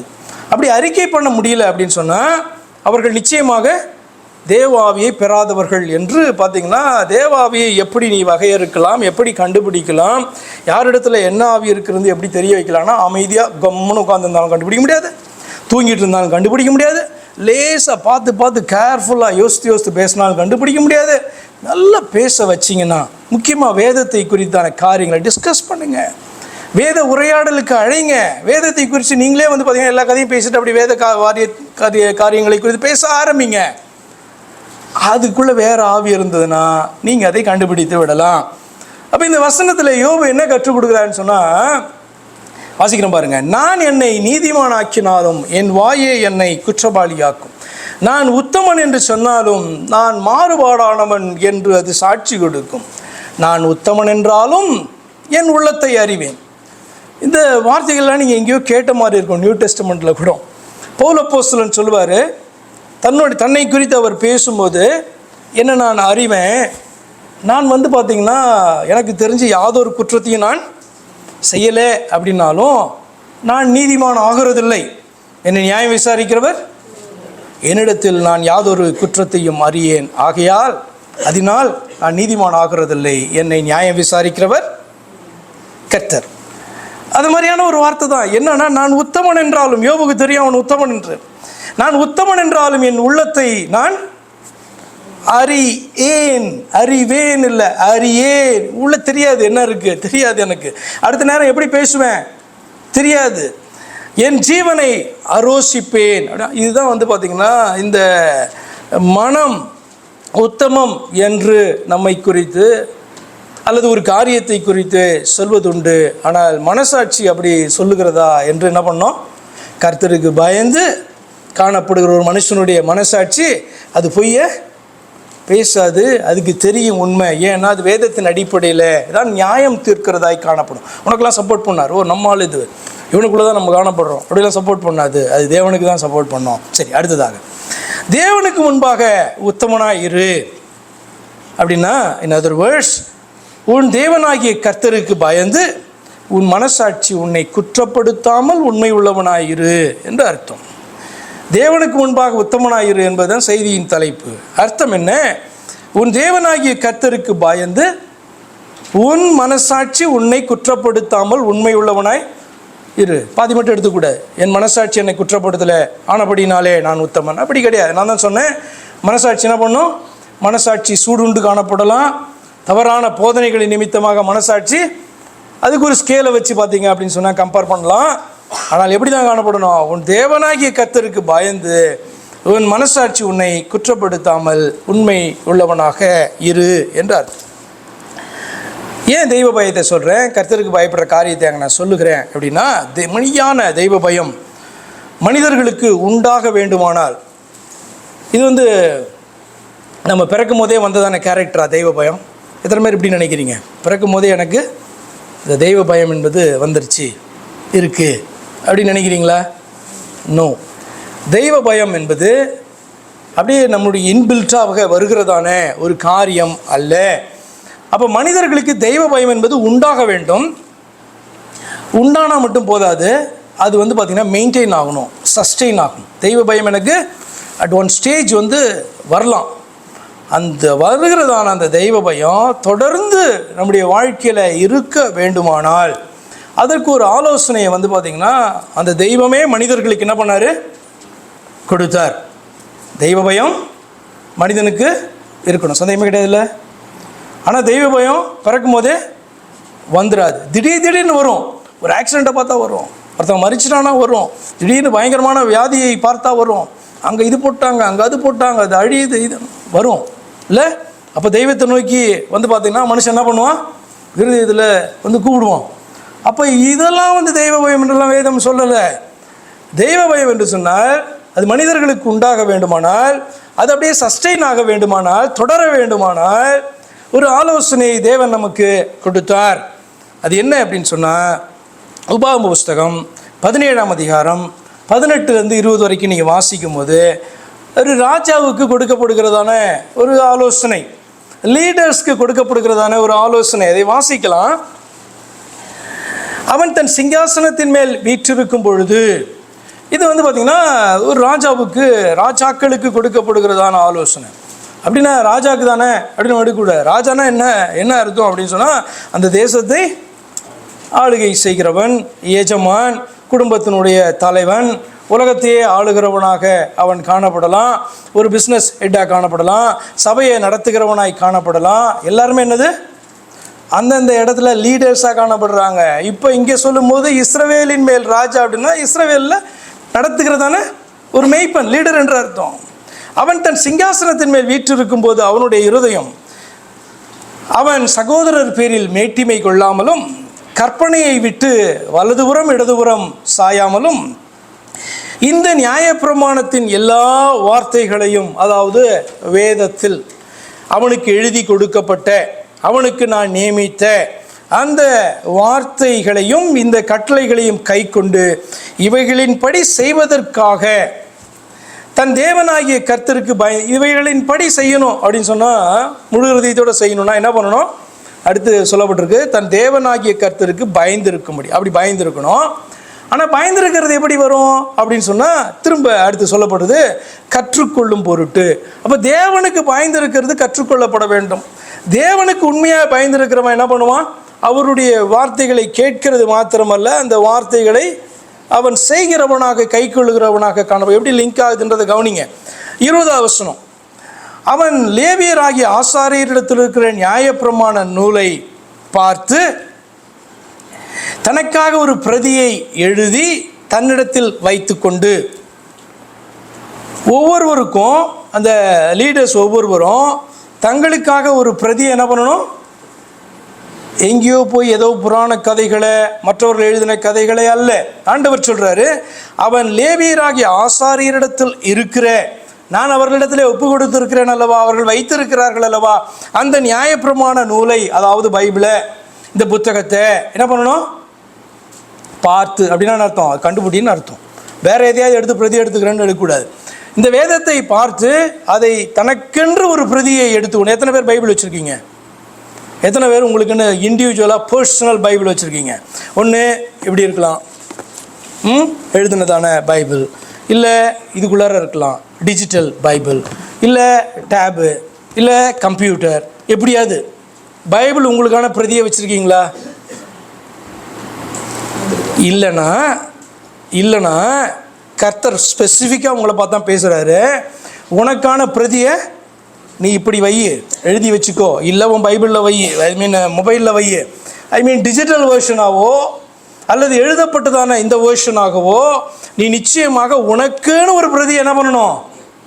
உனக்குன்னு நீ வைக்கணும். இல்லை நான் வைக்க மாட்டேன், நான் அப்படிப்பட்டவன் இப்படிப்பட்டவன் அப்படிலாம் சொன்னால் ஒரு பிரயோஜனமும் கிடையாது. ஏன்னா இதை குறித்து இந்த உபாகம புஸ்தகத்தில் 18வது வசனத்திலேருந்து காணப்படுது பார்த்தீங்களா? இஸ்ரவேல் ராஜாவுக்கு கொடுக்கப்பட்டதான, இஸ்ரவேல் ராஜாக்களில் மிக சிறந்தவனாக, மிகவும் நேசிக்கப்பட்டவனாக, மிகவும் ஞானவானாக, அறிவு விருத்தி அடைந்தவனாக காணப்பட்டதான ஒரு சாலமோன் இதை சீரியஸாக எடுக்காதபடினாலே அவனே என்ன பண்ணான்? அவனே விழுந்தான். இந்த கர்த்தரை விட்டு அவனுடைய இருதயம் தூரமாய் விலகினது என்று பார்க்கிறோம். அப்போ அப்படி கம்பேர் பண்ணி பார்த்தீங்கன்னா நீங்கள்லாம் எந்த மூலைக்கு? கொஞ்சம் சிந்திச்சு பாருங்கள். நான் எந்த மூலைக்கு, நீங்கள் எந்த மூலைக்கு? இல்லைக்கு இன்றைக்கு காணப்படுகிற கிறிஸ்தவர்கள் தான் எந்த மூலைக்கு? அப்போ அவ்வளவு ஞானமும் அவ்வளவு விருத்தியும் மன விருத்தியும் நமக்கு காணப்படும் என்று சொன்னாலும் கூட, அப்படி வச்சுக்கோங்க, நான் சாலமோனுக்கு ஈக்குவலுங்க அப்படி இருக்கேன், நீங்கள் வச்சுக்கிட்டா கூட உங்கள்கிட்ட பைபிள் காப்பி இல்லை, நான் இந்த வார்த்தையை சீரியஸாக எடுக்க மாட்டேன், நான் இதை படிக்க மாட்டேன் அப்படின்னு சொன்னீங்கன்னா திரும்பவும் எழுதி வைத்துக் கொள்ளுங்க. தீர்க்க தரிசனமாக சொல்லுகிறேன், உங்களுடைய இருதயம் கர்த்தரை விட்டு தூரமாய் விலகும் என்பதில் சந்தேகமே கிடையாது. ஏன்னா நான் கேட்கும்போது உங்களால் தைரியமாக தூக்க முடியல. I have a digital version, I have a copy at my home, இல்லை இந்த நேரத்தில் கையில் வச்சு நான் இதை பார்க்குறேன் அப்படின்னு சொல்லக்கூடியதான ஜனங்களாக இல்லை நீங்கள் வைக்கப்படுறீங்களா என்னன்னு தெரியாது. எத்தனை பேர் பைபிள் வச்சுருக்கீங்க அப்படின்னு சொன்னால் எத்தனை பேர்? அது என்ன அர்த்தம்னா ஐ ஹாவ் அ பைபிள் இண்டிவிஜுவல். எனக்கு கர்த்தர் என்ன சொல்கிறாங்க கவனிங்க, தனக்காக ஒரு பிரதியை எழுதி, அது சாலமோனுக்கான பிரதியாக இருக்கணும், தாவீதுக்கு ஒரு பிரதி இருக்கணும், உங்களுக்கு ஒரு பிரதி இருக்கணும், உங்களுக்கு மெசேஜ் எடுக்கிற என்கிட்ட ஒரு பிரதி இருக்கணும். அது என்னன்னா அந்த பைபிள் என்னுடைய காப்பின்னு அர்த்தம். புரியுதா உங்களுக்கு? இல்லைன்னா அப்படி இருக்க மாட்டேன் அப்படின்னு சொன்னேன்னா எனக்கு தெரியாது. ஏன்னா என்னுடைய சொல்ல வேண்டிய கடமையை நான் சொல்லுகிறேன். போன வாரத்துக்கு முந்தின வார செய்தியில் கூட நான் இதை சொன்னேன். நீங்கள் இங்கே உள்ளக்குள்ளே இருக்கிற வரைக்கும் நீங்கள் சேஃபாக இருக்கலாம். காரணம் என்ன? இங்கே சத்திய வார்த்தை போதிக்கப்படுகிறது என்று எனக்கு தெரியும். ஆனால் ஒரு நாள் இங்கேருந்து வெளியில் போவீங்க. அப்போ எளிதாக நீங்கள் மற்றவர்களுக்கு கீழே இருக்கும்போது நீங்கள் வஞ்சிக்கப்படுறதுக்கான அதிக வாய்ப்புகள் உண்டு அப்படின்னு அப்போ ஒருவர் இப்படி வந்து தலையாட்டினார். என்ன தெரியுமா? அப்போது உங்ககிட்ட இருந்து கற்றுக்கிட்டால் நாங்கள் கெட்டு போக மாட்டோம், வெளியில் போனால் கெட்டு போயிடுவோமா அப்படின்றதான அவருடைய அந்த எண்ணம் எனக்கு புரிந்தது. நான் என்ன சொல்ல வருகிறேன் என்று சொன்னால், நீங்கள் உண்மையாகவே சத்தியத்தை அறிவிக்கிறதானவர்களோடு கூட இருந்து நீங்கள் பைபிளை படிக்கலனா கூட சத்திய வார்த்தைங்க தொடர்ந்து சொல்லப்படும். ஆனால் எவ்வளோ நாள் அப்படி இருப்பீங்க? பிள்ளைகளை எடுத்துக்கொள்ளுங்க, சர்ச்சை விடுங்க, பிள்ளைகளை எடுத்துக்கொள்ளுங்க. தெய்வத்திற்கு பயந்து வாழ்கிறதான தாய் தகப்பன்மார் கீழே இருக்கிறதான பிள்ளைகள் பைபிளை டெய்லி பார்த்தீங்கன்னா வாசிக்கலனா கூட அந்த பிள்ளைங்க வஞ்சிக்கப்படாத அளவுக்கு என்ன பண்ணுவாங்க? கர்த்தருடைய வார்த்தைகள் தாய் தகப்பன் மூலமாக அந்த பிள்ளைகளை சூழ இருந்து ஆலோசனைகளாய் காணப்பட்டு பாதுகாக்கும். ஒரு நாள் அந்த பிள்ளை வெளியே போகும்ல, அப்போ அந்த பிள்ளையினுடைய இருதயத்திலே கர்த்தருடைய வார்த்தை காணப்பட வேண்டுமா இல்லையா? அப்போ அதற்காக தான் பைபிள் எடுத்து வாசிங்க, பைபிள் உங்களுக்கான பிரதியை எடுங்க, நீங்கள் அந்த வார்த்தைகளை சீரியஸாக கேளுங்க அப்படின்னு சொல்லுகிறதான காரியம். வேறு என்னமோ பயங்கரமாக இந்த சர்ச்சை விட்டால் சத்தியத்தை சொல்லிக் கொடுக்குறதான சர்ச்சு இல்லை அப்படின்றதான அர்த்தத்தில் சொல்லலை. சொல்லப்படுகிறதனுடைய காரியத்தை புரிந்து கொள்ளுங்க. அடுத்து ராஜாவுக்கு கொடுக்கப்பட்ட ஆலோசனை. எதுக்கு கொடுக்கப்பட்ட ஆலோசனை இது? மெய்யான தெய்வத்திற்கு பயப்படுகிற பயம் இருதயத்திலே உண்டாக வேண்டுமானால், அது தொடர வேண்டுமானால் அப்படின்ற வார்த்தையை நான் சொன்னேன். அப்போ தனக்கான ஒரு பிரதியை எழுதி தன்னிடத்தில் வைத்து கொண்டு தன் ஜீவனுள்ள நாளெல்லாம் அதை வாசிக்க கடவன். பயங்கர ஞானி தான் சாலமோன். ஒரு தடவை வாசித்தா மறக்கவே மாட்டான் அப்படின்றதான ஒரு மெமரி பவர்லாம் கூட அவனுக்கு காணப்படலாம். ஆனால் ஆண்டவர் அதோட சொல்லலை, வாசித்து முடிச்சாச்சு. எத்தனை? ஒரு 7-8 புஸ்தகம் இருந்திருக்கும், அப்படி தானே? அதை வாசித்து முடிச்சாச்சு அப்படின்ட்டு என்ன பண்ண, மனப்பாடமாக கேட்டால் எனக்கு தெரியும். கனவுல ஆண்டவர் எழுப்பி கேட்டாலும் நான் என்ன பண்ணுவேன், இந்த இடத்துல இந்த நேரத்தில் இது பேசப்பட்டது அப்படின்ட்டு சொல்ல முடியும். அப்படின்னா கூட ஆண்டவர் சொல்கிறார், பத்தாது, தன்னிடத்தில் வைத்து கொண்டு தன் ஜீவனுள்ள நாளெல்லாம் அதை வாசிக்க கடவன். அதை தொடர்ந்து அவன் என்ன பண்ணணும், வாசிக்க வேண்டும். அப்போ தான் என்ன பண்ண முடியும், பயத்தை கற்றுக்கொள்ள முடியும். அப்போ தான் கீழ்ப்படிய முடியும். அப்போ தான் உத்தமனாக இருக்க முடியும். இப்படி செய்வதனால் தானும் தன் குமாரரும் இஸ்ரவேலின் நடுவே தங்கள் ராஜ்யத்தில் நீடித்து வாழ்வார்கள். இது லீடர்ஸ்க்கு சொல்லப்பட்டதான காரியம். சரி, சாதாரண மனுஷன் அந்த இஸ்ரவேல் ராஜ்யத்தில் காணப்படுகிற ஒரு பிரஜை, அவனும் ஒரு விசுவாசி தானே. சாலமோன் வணங்குறான், அதே தெய்வத்தை தானே அவனும் வணங்குறான். அப்போ சாதாரண மனிதன், சாதாரண ஒரு பிரஜைக்கு என்ன ஆலோசனை கொடுக்கப்பட்டது? உண்மையான தெய்வ பயம் வேண்டும் என்று சொன்னால் அவனுக்கும் அதே ஆலோசனை தான் கொடுக்கப்பட்டது. உபாகமம் புஸ்தகம் 4ஆம் அதிகாரம் 9-10 வசனங்களிலே அந்த கூட்டத்தோடு கூட ஆண்டவர் பேசினார். ஓரேபிலே உன் தேவனாகிய கர்த்தருக்கு முன்பாக நிற்கும்போது கர்த்தர் என்னை நோக்கி ஜனங்களை என்னிடத்தில் கூடி வரச் செய்து என் வார்த்தைகளை அவர்கள் கேட்கும்படி பண்ணுவேன். அவர்கள் பூமியில் உயிரோடு இருக்கும் நாளெல்லாம் எனக்கு பயந்திருக்கும்படி அவைகளை கற்றுக்கொண்டு தங்கள் பிள்ளைகளுக்கு போதிக்க கடவர்கள் என்று சொல்லிய நாளில். அதே காரியம்தான் ஆண்டவர் என்ன சொல்கிறார், வா நான் உனக்கு கற்றுக் கொடுப்பேன். நீ பூமியில் இருக்கிற நாளெல்லாம் எனக்கு பயந்திருக்கும்படி நீ என்ன பண்ணணும், நான் கற்றுக் கொடுக்குற காரியங்களை கற்றுக்கொண்டு அவர்களுடைய பிள்ளைகளுக்கு அவர்கள் என்ன பண்ணணும், அவைகளை போதிக்க கடவர்கள் என்று சொல்லிய நாளில் உன் கண்கள் கண்டு காரியங்களை நீ மறவாதபடிக்கும் உன் ஜீவனுள்ள நாளெல்லாம் அவைகள் உன் இருதயத்தை விட்டு நீங்காதபடிக்கும் நீ எச்சரிக்கையாய் இருந்து உன் ஆத்துமாவை ஜாக்கிரதையாய் காத்துக்கொள். அவைகளை உன் பிள்ளைகளுக்கும் உன் பிள்ளைகளின் பிள்ளைகளுக்கும். அப்படின்னா என்ன அர்த்தம்? அவைகளை உன் பிள்ளைகளுக்கும் உன் பிள்ளைகளுக்கும் பிள்ளைகளின் பிள்ளைகளுக்கும் அறிவிக்க கடவாய் அப்படின்னு சொன்னால் தாத்தாவும் பாட்டியும் பேர பிள்ளைகளுக்கும் கற்றுக் கொடுக்கணும் அப்படின்றதான் என்னுடைய டைரக்ட் மீனிங். ஆனால் அது அர்த்தம் கிடையாது. என்ன தெரியுமா, ஜென்ரேஷன் பை ஜென்ரேஷனாக என்ன பண்ணணும், இந்த வார்த்தைகள் கடந்து போக வேண்டும். இது ஆபிரகாமோட முடிஞ்சிருச்சுன்னா ஈசாக்குக்கு தெரியாது, யாக்கோபுக்கு தெரியாது. அதோடு முடிஞ்சிருச்சுன்னா யாக்கோபின் மூலமாய் பிறந்ததான அந்த ஜனங்களுக்கு தெரியாது. அப்போ நமக்கும் இன்றைக்கி பிள்ளைகளுக்கும் பிள்ளைகளின் பிள்ளைகளுக்கும் அப்படின்னு சொன்னால் இது தாத்தா பாட்டியுடைய ரெஸ்பான்சிபிலிட்டிஸு. நான் ஆண்டவரை குறித்து அதிகமாக எனக்கு பேச தெரியாது, நான் கற்றுக் கொடுக்க வேணாம், என் பிள்ளைகளே தாத்தா பாட்டிகிட்ட கொண்டு விட்டுருவேன். தாத்தா பாட்டி என்ன பண்ணணும், வசனம் இருக்கிறது அல்லவா, பிள்ளைகளுக்கும் பிள்ளைகளின் பிள்ளைகளுக்கும். அப்படின்னா என்ன அர்த்தம்னா எல்லா ஜெனரேஷனுக்கும் நான் சொன்னதான காரியம் கடந்து போக வேண்டும். அவர்கள் கர்த்தராகி எனக்கு பயப்படுகிற பயத்தை கற்றுக்கொண்டு எனக்கு கீழ்ப்படிந்து அவர்கள் உத்தமமாக எனக்கு முன்பாக வாழ வேண்டும் என்பதற்காக ஆண்டவர் சொன்னதான வார்த்தை. அப்போ ஒரே காரியத்தை தான் ஆண்டவர் சொன்னார் எல்லாருக்கும். என்ன அப்படின்னா, அவருக்கு பயப்படுற பயம்னா இந்த பைபிளை வாசிக்கும் போது உனக்கு வரும். நடக்கிறதான சம்பவங்கள் மூலமாக ஆண்டவர் பேசுவார். கர்த்தருக்கு பயப்படுற பயம் வரும். ஆனால் நீ மூடி வச்சுட்டு அதுக்கப்புறம் நான் வாசித்துக்கொள்வேன், தொடர்ந்து வாசிக்க மாட்டேன்னு விட்டுட்டேன்னா கர்த்தருக்கு பயப்படுற பயம் எப்போ உன்னை விட்டு போகும்னே உனக்கு தெரியாது. அதுதான் ஆச்சரியம். ஏன் உன் ஜீவனுள்ள நாளெல்லாம் வாசிக்கணும் அப்படின்னு ஆண்டவர் சொல்கிறாரு அப்படின்னுடைய அர்த்தம் என்னென்னா, உனக்கு வாசிக்கும் போது பயம் வரும், மூடி வச்சுட்டா பயம் வாசிக்கிற, கீழ்ப்படுகிற, பயப்படுறபடினால தான் கீழ்ப்படுகிற, உண்மையான தெய்வ பயம் தொடங்கிருச்சு. ஆனால் இது நீ சீரியஸாக எடுக்காமல் நீ விட்டுட்ட அப்படின்னு சொன்னால் நீ மறந்துடுவ. ஆண்டவர் சொல்கிறார், உன் கண்கள் கண்ட காரியங்களை நீ மறவாதபடிக்கும், உன் ஜீவன் உள்ள நாளெல்லாம் அவைகள் உன் இருதயத்தை விட்டு நீங்காதபடிக்கும் நீ எச்சரிக்கையாக இருந்து உன் இருதயத்தை ஆத்துமாவை காத்துக்கொள் அப்படின்னு சொல்கிறார். நம்ம நினைக்கலாம் ஒருவேளை எனக்கு பயங்கர மெமரி பவர், அதெல்லாம் ஒன்றுமே மறக்காது அப்படின்னு நம்ம நினைக்கலாம்.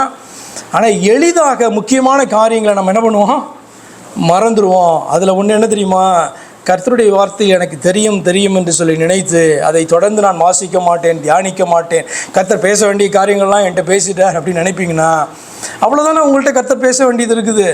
இங்கே வாசிங்க, தியானித்து பாருங்கள், இது ரொம்ப சீரியஸ் ஆகிடுங்க. இது தேவன் எனக்கு எழுதி கொடுத்த லெட்டர்னு எடுங்க. உங்களோட கூட தொடர்ந்து ஆண்டவர் என்ன பண்ணுவார், புதிய புதிய காரியங்களை பேசிக்கொண்டே இருப்பார். புதிய புதிய வெளிப்பாடுகளை ஆண்டவர் தருவார். இதில் ஒரு சந்தேகமும் கிடையாது. நான் இன்றைக்கி எடுத்ததான இந்த பாயிண்ட் என்ன அப்படின்னு சொன்னால், கர்த்தருக்கு பயப்படுற பயம் வரணும்னா வேத வார்த்தையை நீங்கள் உங்களுக்குன்னு பிரதி எடுத்து வாசிங்க, தொடர்ந்து வாசிங்க, வாசித்து கொண்டே இருங்க. எது வரைக்கும்? உங்களை இந்த பூமிக்குள்ளார அடக்கம் பண்ணுற வரைக்கும், நீங்கள் மரிக்கிற வரைக்கும். அதான் அந்த வார்த்தை சொல்லுகிறது, தன் ஜீவனுள்ள நாளெல்லாம் அதை வாசிக்க கடவன் அப்படின்ட்டு ஆண்டவர் சொன்னார். சரி, மெய்யான தெய்வ பயம் மனுஷனை பொல்லாப்புக்கு விலக செய்யும். மெய்யான தெய்வ பயம் என்று சொன்னால் அந்த மனுஷனை பொல்லாப்புக்கு அது விலக செய்யும். அப்படிப்பட்டவனை உத்தமன் என்று வேதம் சாட்சி கொடுக்கிறது. யோபுவின் புஸ்தகம் 1ஆம் அதிகாரம் 1 வசனத்தை வாசிக்கலாம். யோபு 1:1 ஊத்ஸ் தேசத்திலே யோபு என்னும் பேர் கொண்ட ஒரு மனுஷன் இருந்தான். அந்த மனுஷன் உத்தமனும் சர்மார்க்கனும் தேவனுக்கு பயந்து பொல்லாப்புக்கு விலகுகிறவனுமாய் இருந்தான். அதுக்கப்புறம் 8ஆம் வசனத்தில் கர்த்தர் அந்த குறித்த சாட்சி சொல்கிறார். ஆமாம், உத்தமனும் சர்மார்க்கனும் தேவனுக்கு பயந்து பொல்லாப்பு விலகுறமாகிய என் தாசனாகிய யோபுவின் மேல் கண் வைத்தாயோ சொல்கிறார். ஏன்னா முதல் வசனத்தை வாசித்தோன்னா யோபு புஸ்தகத்தை எழுதினவர் யோபு எழுதினார்னா இப்படி எழுதிட்டார் இன்ட்ரடக்ஷன் இல்லை. ஆண்டவர் அதுக்கப்புறம் என்ன பண்ணுறாரு, இதே வார்த்தையின் மூலமாக பேசினார். ஆமாம், அவன் அப்படிப்பட்டவன் தான் உத்தமன் சன்மார்க்கன், தேவனுக்கு பயந்து பொல்லாப்புக்கு விலகுகிற மனுஷன். நீங்கள் வேதத்தை வாசிக்கும் போது பயங்கர இன்ட்ரெஸ்டிங்கான காரியம் என்ன தெரியுமா, நான் பொல்லாப்புக்கு விலகுகிறவன், நான் அது தேவனோட பயப்படுற பயம் எனக்கு கிடையாது அப்படின்ட்டு பார்த்தீங்க அப்படின்னு சொன்னால் நீங்கள் எடுத்துட முடியாது. அல்லது பொல்லாப்புக்கு விலகுகிறவர்களெல்லாம் தேவனுக்கு பயந்தவர்கள் அப்படின்னு எடுக்க முடியுமா? புரியுதா உங்களுக்கு? யோபுவை குறித்து சொல்லுகிறது, அவன் சன்மார்க்கனும் உத்தமனும் சன்மார்க்கனும் தேவனுக்கு பயந்து பொல்லாப்புக்கு, அவன் பொல்லாப்புக்கு விலகுகிறபடியினால் தேவனுக்கு பயந்தவன் என்று வேதம் சாட்சி கொடுக்கவில்லை. அவன் தேவனுக்கு பயந்து அவன் பொல்லாப்புக்கு விலகுகிறவனாக அவன் காணப்பட்டான். ஹல்லேலூயா. அப்போ நமக்கும் இதுதான். ஏன்னா பொல்லாப்புக்கு விலகுகிறது அந்த விஷயம் இருக்குது பார்த்தீங்களா, அதில் நிறைய வித்தியாசங்கள் உண்டு. நீங்கள் பார்த்துருப்பீங்க, நமக்கு எதுக்கு இந்த பிரச்சனை அப்படின்னு பொல்லாப்புக்கு விலகுறவங்க இருக்காங்களா இல்லையா? கேள்விப்பட்டது இல்லையா? நமக்கு எதுக்கு சார் இந்த பிரச்சனை, அது பாட்டுன்னு ஏதாவது நடந்துட்டு போகுது, நம்ம பக்கத்து தெருவில் நடந்தான்னா, நம்ம ஸ்ட்ரீட்டில் நடந்தான்னா, நம்ம ஊரில் நடந்தா என்ன, நமக்கு எதுக்கு தொல்லை? கேள்விப்பட்டிருக்கீங்களா இல்லையா? அதுவும் பொல்லாப்புக்கு விலகிறது தான், தீமைக்கு விலகிறதான காரியம் தான். அது தெய்வத்துக்கு பயந்தல்ல, தனக்கே பயந்து விலகிறதான காரியம். அடுத்து 2வது, தேவனுடைய கட்டளைக்கு பயந்து பொல்லாப்புக்கு விலகுகிறவர்கள் உண்டு. தேவனுடைய கட்டளையை மீறி இப்படி பொல்லாப்பு செய்தபடினால் என்னென்ன காரியங்கள் அவருடைய வாழ்க்கையில் நடந்தது, இதெல்லாம் நான் வேதத்தில் வாசித்திருக்கிறேன், கண்கூடாய் கண்டிருக்கிறேன், ஆனபடினால் தேவனுடைய கட்டளைக்கு பயப்படுகிறேன் என்று சொல்லி தேவனுடைய கட்டளைக்கு பயந்து பொல்லாப்புக்கு விலகுகிறவர்கள் உண்டு. அது பார்த்திங்கன்னா ஓரளவு ஓகே, ஆனால் பெர்ஃபெக்ட் கிடையாது. ஆண்டவர் எதிர்பார்க்கிறதான காரியம் அது அல்ல. இன்னொரு கூட்டம் உண்டு, இந்த செய்கை இந்த செயல் என் தேவனுக்கு அருவருப்பானது பிரியமில்லாதது என்று எண்ணி பொல்லாப்புக்கு விலகுகிறவர்களும் உண்டு. ஏன்னா தேவன் எதுக்கு ஒரு கட்டளையை கொடுக்குறார், உங்களுக்கு எதுக்கு ஒரு கட்டளையை ஆண்டவர் கொடுக்குறார், அதில் நம்முடைய நன்மை அடங்கி இருக்கிறது, இன்னொரு காரியம் அடங்கி இருக்கிறது. அது என்னென்னா தேவனுக்கு அது பிடிக்காது, தேவனுக்கு அது அருவருப்பானது. ஆனபடினா ஆண்டவர் பேசுகிறார், அப்படி தானே? அப்போ கட்டளையை கொடுக்கும்போது நான் நார்மலாக செய்து கொண்டு இருக்கிற ஒரு காரியத்தை செய்யக்கூடாதுன்னு ஆண்டவர் சொல்கிறாரு. யோசித்து பார்த்தா அது என்னுடைய நன்மைக்காக சொல்கிறாருன்னு புரியுது. ஆனால் இன்னொரு பக்கம் இருக்கிறது, அது என்ன தெரியுமா, என் தேவனுக்கு இது பிரியமில்லாதது அருவருப்பானது, ஆனபடினால் அதன் நிமித்தமாக இது செய்யாதுன்னு ஆண்டவர் சொல்கிறார். அந்த பக்கம் இருக்குல்ல இன்னொரு பக்கம். அப்போ ஒரு மனுஷன் தேவனுடைய கற்பனையை கட்டளையை பெற்றதான அந்த மனுஷனுக்கு இன்னொரு காரியம் தெரியணும். ஏன் இது ஆண்டவர் சொல்கிறாரு? அவருக்கு இது அருவருப்பானது. அப்போ நான் இந்த கட்டளைக்கு ஏன் கீழ்ப்படிய வேணும்? என் தேவனுக்கு இது பிரியம் இல்லை.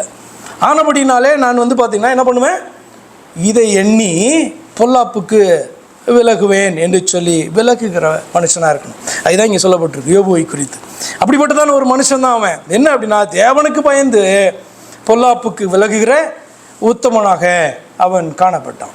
நம்ம பொல்லாப்புக்கு விலகுகிற உத்தமனாய் மாத்திரமல்ல, தேவனுக்கு பயந்து பொல்லாப்புக்கு விலகுகிறதான உத்தமர்களாக காணப்பட வேண்டும். அப்படிப்பட்டவன் தான் இந்த யோபு. அப்படிப்பட்டவன் தான் போன வார செய்தியிலே பார்த்ததானே யார்? போன வார செய்தி மறந்துருச்சு. யோசேப்பு. இந்த யோபு அப்படிப்பட்டவன் தான். எப்படின்னா, தெய்வத்துக்கு பயந்து பொல்லாப்புக்கு விலகுறவன். யோசேப்பு அப்படிதான், தெய்வத்துக்கு பயந்து பொல்லாப்புக்கு விலகுகிற மனுஷன். ஆதியாகமம் புஸ்தகம் 39ஆம் அதிகாரம் 9ஆம் வசனத்தை வாசிக்கலாம். ஆதியாகமம் 39:9. இந்த வீட்டிலே என்னிலும் பெரியவன் இல்லை. யோசேப்பு சொல்கிறான். யார்கிட்ட? போத்திபாருடைய மனைவியிட்ட, எஜமானிட்ட சொல்கிறான், இந்த வீட்டில் என்னிலும் பெரியவன் இல்லை. ஏன்னா அந்த அளவுக்கு என்னை உயர்த்தி என்னுடைய எஜமான் வைத்திருக்கிறார். நீ அவருடைய மனைவியாக இருக்கிறபடியால் உன்னை தவிர வேறொன்றையும் அவர் எனக்கு விலக்கி வைக்கவில்லை. இப்படி இருக்க நான் இத்தனை பெரிய பொல்லாங்குக்கு உடன்பட்டு தேவனுக்கு விரோதமாய் பாவம் செய்வது எப்படி அப்படின்றான். ஒரு கேள்வியாக வைக்கிறான் இந்த காரியத்தை. இது எப்படி? I can't do it, it's not possible அப்படி சொல்ல முடியுமா? பாவம் செய்கிறது எப்படி முடியாது, சான்ஸே கிடையாது. அப்படி அந்த வார்த்தைக்குள்ளே அடங்கி இருக்கிறதான இந்த காரியத்தை நீங்கள் ஆராய்ந்து பார்த்தீங்கன்னா உங்களுக்கு ஆச்சரியமாக இருக்கும். எப்படி அவன் தெய்வத்துக்கு பயப்படுகிற ஒரு மனுஷனாக, இவ்வளோத்துக்கும் அந்நிய தேசத்திலே காணப்படுகிறான், அடிமையாக காணப்படுறான், ஆனாலும் தன்னை அழைத்த தன் தகப்பனுடைய தேவனாகிய கர்த்தருக்கு பயந்தபடினா அவன் சொல்கிறான், இந்த காரியத்தை நான் எப்படி சர்வசாதாரணமாக அநேக ஜனங்கள் செய்கிறதான ஒரு காரியம். ஆனால் தேவ மனுஷன் சொல்கிறான், என் தேவனுக்கு விரோதமாக இப்படிப்பட்டதான பாவத்தை செய்வது எப்படி? சிந்திச்சு பாருங்க. பாவத்தை செய்துட்டு ஈஸியாக என்ன பண்ணலாம்? போயிட்டு அதுக்கப்புறம் மனம் திரும்பி ஆண்டவர்கிட்ட மன்னிப்பு கேட்கலாம். ஆனால் ஒரு மனுஷன் கேட்குறான், தேவனுக்கு பயப்படுற மனுஷன், உத்தமனாய் வாழ்கிற மனுஷன், அவனுடைய உத்தமத்தையும் பொல்லாப்பையும் குறித்து, பொல்லாப்புக்கு விலகிற தன்மையும் குறித்து பார்க்கும்பொழுது அவன் என்ன தான் பார்க்குறான் அப்படின்னு சொன்னால், தேவனுக்கு விரோதமாக பாவம் செய்வது யாராவது சொல்லிக் கொடுக்க முடியுமா? அவள்கிட்டயே கேட்டிருந்தா கூட சொல்லி கொடுத்துருப்பாள்ல. ஆனால் அவன் என்ன கேட்குறான் அப்படின்னா, இது என்னால் முடியாது. அப்படி செய்கிறார்களே, எப்படி செய்கிறாங்க எனக்கு புரியல. நமக்கு உலகத்தில் நிறையா காரியங்கள் புரியாது. அதே போல் யோசேப்புக்கு எப்படி இப்படிப்பட்ட ஒரு பாவத்தை நான் செய்ய முடியும் அப்படின்ட்டு மனுஷன் கேட்குறான். அப்படி தான் அந்த யோபு என்கிறதான அந்த பக்தன் அப்படி தான். அதனால் தாவீதை நீங்கள் பார்க்குறீங்க. தாவீது தேசத்தின் ராஜாவாய் காணப்படுகிறான். அவன் ஒரு ஸ்திரீயை பார்த்து அவன் பார்த்திங்கன்னா இச்சை கொள்ளுகிறான். தாவீதுக்கு முன்பாக கர்த்தருடைய வார்த்தைகள் கட்டளை கிடையாதா? மனதிலே வந்திருக்காதா? சிந்திச்சு பாருங்கள், வந்திருக்குமா வந்திருக்காதா? கட்டளை வந்திருக்கும். தேவனுடைய கட்டளைக்கு பயந்து பொல்லாப்புக்கு விலக வேண்டும் என்பது அவனுக்கு தெரியும். ஆனால் தேவனுடைய கட்டளைக்கு மட்டுமே நீங்கள் பயந்தீங்க அப்படின்னு சொன்னால் உங்களுடைய ஜென்ம ஸ்வாவம் பவர்ஃபுல்லாக எழுந்து என்ன தெரியுமா பண்ணும்? இந்த கட்டளையை இப்போ அடக்கி வை, இது போதும், இந்த கட்டளை இந்த நேரத்தில் வேண்டாம் அப்படின்னு கர்த்தருடைய வார்த்தையை தள்ளுகிறதாய் காணப்பட்டு உன்னுடைய ஸ்வாவமும் இச்சையும் மேலெழும்பி நீ செய்ய வேண்டிய காரியத்தை செய்து முடித்த பின்பு தான் திரும்பவும் அந்த கட்டளை உன்கிட்ட பேசும். டேய் என்னடா பண்ண அப்படின்னு சொல்லிட்டு அப்போ பார்த்தீங்கன்னா மனம் உடைந்து நொறுங்கி போய் ஆண்டவருடைய சமூகத்தில் விழுகிறதான. அதனால சொன்னேன், பொல்லாப்புக்கு விலகுகிறதான விஷயத்தில் நிறைய வித்தியாசங்கள் உண்டு. நமக்கு எதுக்கு இந்த பிரச்சனை அப்படின்னு விலகுகிற கூட்டம் உண்டு. தேவனுடைய கட்டளையை அறிந்து அதற்கு பயந்து விலகுகிற கூட்டம் உண்டு. ஆனால் தேவனுடைய கட்டளையை அறிந்திருந்தாலும் தன்னுடைய பவர் ரொம்ப அதிகமாக காணப்பட்டா, தன்னுடைய இச்சை ரொம்ப அதிகமாக காணப்பட்டா, தன்னுடைய வேட்கை அதிகமாக காணப்பட்டா, தேவனுடைய கட்டளையை அப்படியே தள்ளிவிட்டு தன்னுடைய காரியத்தை நிறைவேற்றுகிறதான தேவ பிள்ளைகள் உண்டு. ஆனால் எப்படி தான் காணப்படணும் தெரியுமா? இந்த செய்கை என் தேவனுக்கு அருவருப்பானது, ஆனப்படினால்தான் இந்த கட்டளையை கொடுத்திருக்கிறார் என்று அறிந்து கர்த்தருக்கு பயந்து இதை நான் செய்ய மாட்டேன் அப்படின்னு தள்ளுகிறதான மனிதர்களும் தேவ மனிதர்களும் உண்டு. அவர்களை குறித்து வேதம் சாட்சி கொடுக்கிறது. இந்த யோபு இந்த யோசேப்பை போல. சரி, அடுத்ததாக வேதம் எதிர்பார்க்கிறதான உண்மையும் உத்தமத்திற்கும் சுய லாபமான உட்காரணங்கள் இருக்கக்கூடாது. ஐ ரிப்பீட், வேதம் எதிர்பார்க்கிற இன்னைக்கு நான் பேசி கொண்டு இருக்கிறதான இந்த உண்மையும் உத்தமத்திற்கும் சுய லாபமான காரணங்கள் உட்காரணங்கள் இருக்கக்கூடாது. there shouldn't be any inner agenda. அஜெண்டானா என்ன? ஒரு மீட்டிங் வைக்க போகிறோன்னா அஜெண்டா வந்து ஓப்பன் இல்லை, அந்த அஜெண்டாவை வச்சு தான் நம்ம டிஸ்கஸ் பண்ணுவோம், இந்த பாயிண்ட் என்ன டிஸ்கஸ் பண்ணுவோம். இப்போ அஜெண்டானா ஓப்பன் அர்த்தம் எல்லாருக்கும் தெரியும். இப்போ தேவனை நீங்கள் பின்பற்றுவதற்கு என்ன அஜெண்டா? வாய்? என்ன ரீசன்? நீங்கள் இயேசு கிறிஸ்துவை பின்பற்றி போகிறதற்கு என்ன ரீசன் அப்படின்னு கேட்டால் ஓப்பன் அஜெண்டா என்னவாக இருக்கும்? ஓப்பன் அஜெண்டா பரலோகத்துக்கு போகணும், நான் அவரை நேசிக்கிறேன், அவர் பின்பற்றி போனால் அது சரியான வழியாக இருக்கும், இதெல்லாம் சொல்லலாம் ஓப்பன் அஜெண்டா. இன்னர் அஜெண்டா, வெளியவே சொல்ல முடியாத அஜெண்டா ஏதாவது இருக்கா? நான் சொல்ல வர்றது புரியுதா? இப்போ சபைக்கு வருகிறதுக்கு என்ன அஜெண்டா? ஓப்பன் அஜெண்டா, வெளியே சொல்ல முடியும். வெளியே சொல்ல முடியாத அஜெண்டா ஏதாவது இருந்துச்சுன்னா, நான் சொல்ல வர்றதெல்லாம் உங்களுக்கு புரியல போல இல்லை, புரியுதா? Inner agenda, open agenda. அஜெண்டானா ஓப்பன் த பாயிண்ட்ஸ் அப்படின்னு அர்த்தம், இதான் காரணம். இன்னர் அஜெண்டா தெரியாது அல்லது தெரியும், வெளியே சொல்ல முடியாது. அப்போ வேதம் எதிர்பார்க்கிற உண்மையும் உத்தமமான மனுஷன் சுய லாபத்திற்காக வந்து பார்த்திங்கன்னா அந்த காரியத்தை செய்யக்கூடாது. உண்மையும் உத்தமமாக சுய காரணத்துக்காக இருக்கக்கூடாது. பாருங்கள், சில வசனத்தை வாசிக்கிறான். நியாயாதிபதி புஸ்தகம் 9ஆம் அதிகாரம் 19வது வசனத்தில் கிதியோனுடைய ஒரு குமாரனை குறித்து நம்ம பார்க்குறோம். கிதியோன் நீங்கள் அறிந்திருக்கிறீங்க, இஸ்ரவேல் தேசம் மிகவும் பரிதாபமான ஒரு நிலையில் சிறுமைப்பட்டு காணப்பட்ட காலத்தில் இந்த கிதியோனை எடுத்து ஆண்டவர் பயன்படுத்தி அவனை நியாயாதிபதியாய் உயர்த்தி இஸ்ரவேலுக்கு பெரிதான ரட்சிப்பை என்ன பண்ணார்? ஆண்டவர் கொடுத்தார். ஆச்சரியப்பட்டதான ஜனங்கள் கிதியோனை ராஜாவாக ஏற்படுத்த வேண்டும் என்று சொல்லி அவர்கள் விரும்பினார்கள். கிதியோன் இந்த வேலையே வேண்டாம், நானும் சரி என்னுடைய குமாரர்களும் சரி யாருமே ராஜாவா ஆக மாட்டோம் அப்படின்னு சொல்லிட்டு என்ன பண்ணிட்டாரு? கிதியோன் அதை மறுத்து விட்டார். நாட்கள் ஆனது, காலங்கள் கடந்தது. என்ன நடந்தது அப்படின்னு சொன்னால், கிதியோனுக்கு நிறையா பிள்ளைங்க, 70 பிள்ளைங்க மனைவி மாற்ற பெற்றது. இன்னொன்று வந்து பார்த்தீங்க அப்படின்னு சொன்னால் மறுமணி ஆட்டிட்ட பெற்றதான ஒருவன் வந்து காணப்பட்டான். அப்போ என்ன நடந்தது அப்படின்னு சொன்னால், இந்த 70 குமாரர்களும் பார்த்திங்கன்னா அவனாலே கொல்லப்பட்டார்கள். 70 பேர் குமாரரையும் கொண்டான். இதெல்லாம் வந்து பார்த்திங்கன்னா ஜனங்கள் என்ன பண்ணாங்க? பார்த்து கொண்டு தான் இருந்தாங்க. ஒருத்தன் மட்டும் தப்பிச்சான். அவன் தப்பிச்சு போய் இந்த அபிமெலேக் என்பவனை, அதாவது இவனுக்கு கிதியோனுடைய குமாரன் தான், இவனை ராஜாவாக்கினவர்களை பார்த்து அவனுடைய இனத்தாரை பார்த்து ஒரு கேள்வியை கேட்குறான். பாருங்கள் 19வது வசனம். நீங்கள் எருபாகாலையும், எருபாகால்னா கிதியோன், கிதியோனுக்கு காணப்படுற இன்னொரு பேர்.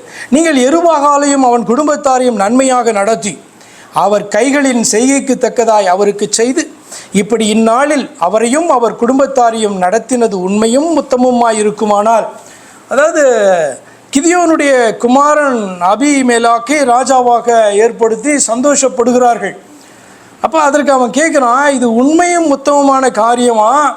நீங்கள் கிதியோன் என்ற எருபாகாலுக்காய் செய்த காரியமா? இதில் உண்மை உத்தமம் காணப்படுதா, இல்லைனா வேற இன்னர் அஜெண்டா காணப்படுதா? உங்களுடைய ஆளுன்னு நீங்கள் அவனை தூக்கி வச்சுருக்கீங்களா? கர்த்தர் அவனை ஏற்படுத்தினாரா? இதுதான் நீங்கள் கிதியோனுக்கு செய்கிறதா நன்றி உபகாரமா என்று சொல்லி அவன் இந்த வார்த்தையை கேட்குறான். அந்த வாசிக்கிறேன் திரும்பவும். இப்படி இந்நாளில் அவரையும் அவர் குடும்பத்தாரையும் நடத்தினது உண்மையும் உத்தமமாய் இருக்குமானால் அபிமெலேக்கின் மேல் நீங்கள் சந்தோஷமாயிருங்கள், உங்கள் மேல் அவனும் சந்தோஷமாய் இருக்கட்டும் என்று சொல்லி சாபமான வார்த்தையை. சந்தோஷமாக அப்படின்னு சொன்னால் அது வந்து சரியான வார்த்தைன்னு அத்துக்கிட. இந்த இடத்துல அவன் என்ன சொல்கிறான்? இது உண்மையும் உத்தமமா, இன்னர் அஜெண்டா இல்லாமல் கர்த்தருக்குன்னு இந்த காரியத்தை, கிதியோனுடைய குடும்பத்தாருக்குன்னு இந்த காரியத்தை நீங்கள் செய்தீங்கன்னா நல்லா இருங்கப்பா அப்படின்னு என்ன பண்ணுறான்? அவன் சொல்கிறான். எதுக்கு நான் சொல்கிறேன்னா, உண்மையும் உத்தமமாய் செய்ததாக வெளியே பார்க்கும்பொழுது தோன்றுகிற காரியங்கள் அதற்குள்ள சுய லாபமான காரியம் காணப்படுமானால் கர்த்தர் அருவருக்கிறதான காரியம் என்று உங்களுக்கு தெரியணும். வெளியில் வந்து பார்க்கும்போது அது எப்படி இருக்கும்? உண்மையா உத்தமமா கிதியோனுடைய குடும்பத்தில் ஒருத்தனை ஏற்படுத்தினதாக அது காணப்படும். ஆனால் அதற்காக அல்ல, அது அவர்களுக்காக. அந்த அபிமெலேக் அவர்களுடைய ஆள் என்பதற்காக. நீ அதை வாசித்து பார்க்கணுன்னா அந்த ஸ்டோரிக்குள்ளே நம்ம போக வேண்டாம். அப்போ என்ன நம்ம அறிந்து கொள்கிறோம்? நம்ம செய்கைக்கு சத்தியம் ஆதாரமாக இருக்கிறதா அல்லது வேறு ஏதாவது உட்காரணங்கள் இருக்கிறதா? தெய்வத்தை ஃபாலோ பண்ணுறதுக்கும் அவரை நேசிக்கிறதுக்கும் அவருக்கு பின்பாக ஓடுகிறதற்கும் அவருடைய வார்த்தைகளை அறிவிக்கிறதற்கும் வேறு ஏதாவது உட்காரணங்கள் இருக்கிறதா? கமெண்டில் என்ன கேட்டார்ல, வெள்ளையும் சொல்லையுமா வந்து நல்லா வாயை திறந்து பேசி அதன் மூலமாய் சம்பாதிக்கிற கிறிஸ்தவர்களைப் போல மோசமானவர்கள் ஒருவரும் இல்லை அப்படின்றதான அந்த சாட்சியை கேட்கும்போது ரொம்ப மன வருத்தமாக இருக்குது, மிக மிக மன வருத்தமாக இருக்குது. ஆனால் இது வந்து பார்த்திங்கன்னா வெளியில் இருக்க ஒரு புற மதத்தார் நம்மை குறித்து பேசுகிறதான ஒரு காரியமாக இருக்கிறது, அல்லது அவருடைய பார்வைகள் எப்படி மாறி இருக்கிறது. இன்னொரு பக்கம் நம்ம பார்த்தோம், கிறிஸ்தவர்கள் என்று சொன்னாலே உண்மையானவர்கள், அவர்கள் தங்களுடைய தெய்வத்துக்கு பயந்து நடக்கிறதான ஒரு கூட்டம், வம்பு தும்புக்கு போக மாட்டாங்க இப்படி என்று சொல்லி வெளியில் இருக்கிறவர்கள் நினைத்த நாட்கள் மாறி இன்றைக்கு வந்து பார்த்திங்கன்னா பணம் சம்பாதிக்கிறதுக்காக கிறிஸ்தவத்துக்குள்ளே வராங்க, பணம் சம்பாதிக்கிறதுக்காகவே போதகர்களாக மாறுகிறார்கள் அப்படின்னு சொல்லி வெளியில் இருக்கவங்க நினைக்கிறாங்க. அப்படின்னா எண்ணம் மாறி இருக்கிறது என்று சொன்னால் அதற்கு காரணம் யார்? அவர்களா அல்லது நம்முடைய மார்க்கத்தின் நிலையே இப்படி மாறி இருக்கிறதா என்று கொஞ்சம் நீ சிந்தித்து பாருங்கள். அடுத்ததாக, கர்த்தரை உத்தமமும் உண்மையுமாய் சேவித்தல் என்பதன் அர்த்தம் என்ன? கர்த்தரை உண்மையும் உத்தமமாக சேவிக்கணும் அப்படின்ட்டு ஆண்டவர் சொல்லியிருக்கிறார். அதனுடைய அர்த்தம் என்ன? யோசுவாவின் புஸ்தகம் 24ஆம் அதிகாரம் 14வது வசனம். கர்த்தருடைய ஊழியக்காரர்கள் அப்படின்னு சொல்லும்போது அவரை சேவிக்கிறவர்கள் என்ற அர்த்தம், சர்வன்ட்ஸ் ஆஃப் காட். அப்போ உண்மையும் உத்தமமாக சேவிக்கிறது அப்படின்னா என்ன மீனிங் பாருங்க. நீங்கள் கர்த்தருக்கு பயந்து அவரை உத்தமமும் உண்மையுமாய் சேவித்து உங்கள் பிதாக்கள் நதிக்கு அப்புறத்திலும் எகிப்திலும் சேவித்த தேவர்களை அகற்றிவிட்டு கர்த்தரை சேவிங்க. கிறிஸ்தவனா நான் ஊழியம் பண்ணுறேன், கிறிஸ்தவனா நான் இருக்கிறேன், கிறிஸ்தவ தெய்வத்தை நான் சேவிக்கிறேன் அப்படின்னு சொன்னால் அதுக்கு என்ன மீனிங்ன்றதை நீங்கள் புரிந்து கொள்ளுங்க. கர்த்தருக்கு ஊழியம் செய்கிறது, கர்த்தருக்காக வாழ்கிறது மாத்திரமல்ல, அது ஒரு பகுதி தான். இன்னொரு பகுதி என்ன தெரியுமா? உங்கள் பிதாக்கள் நதிக்கு அப்புறத்தில் எகிப்திலும் சேவித்த தேவர்களை அகற்றிவிட்டு.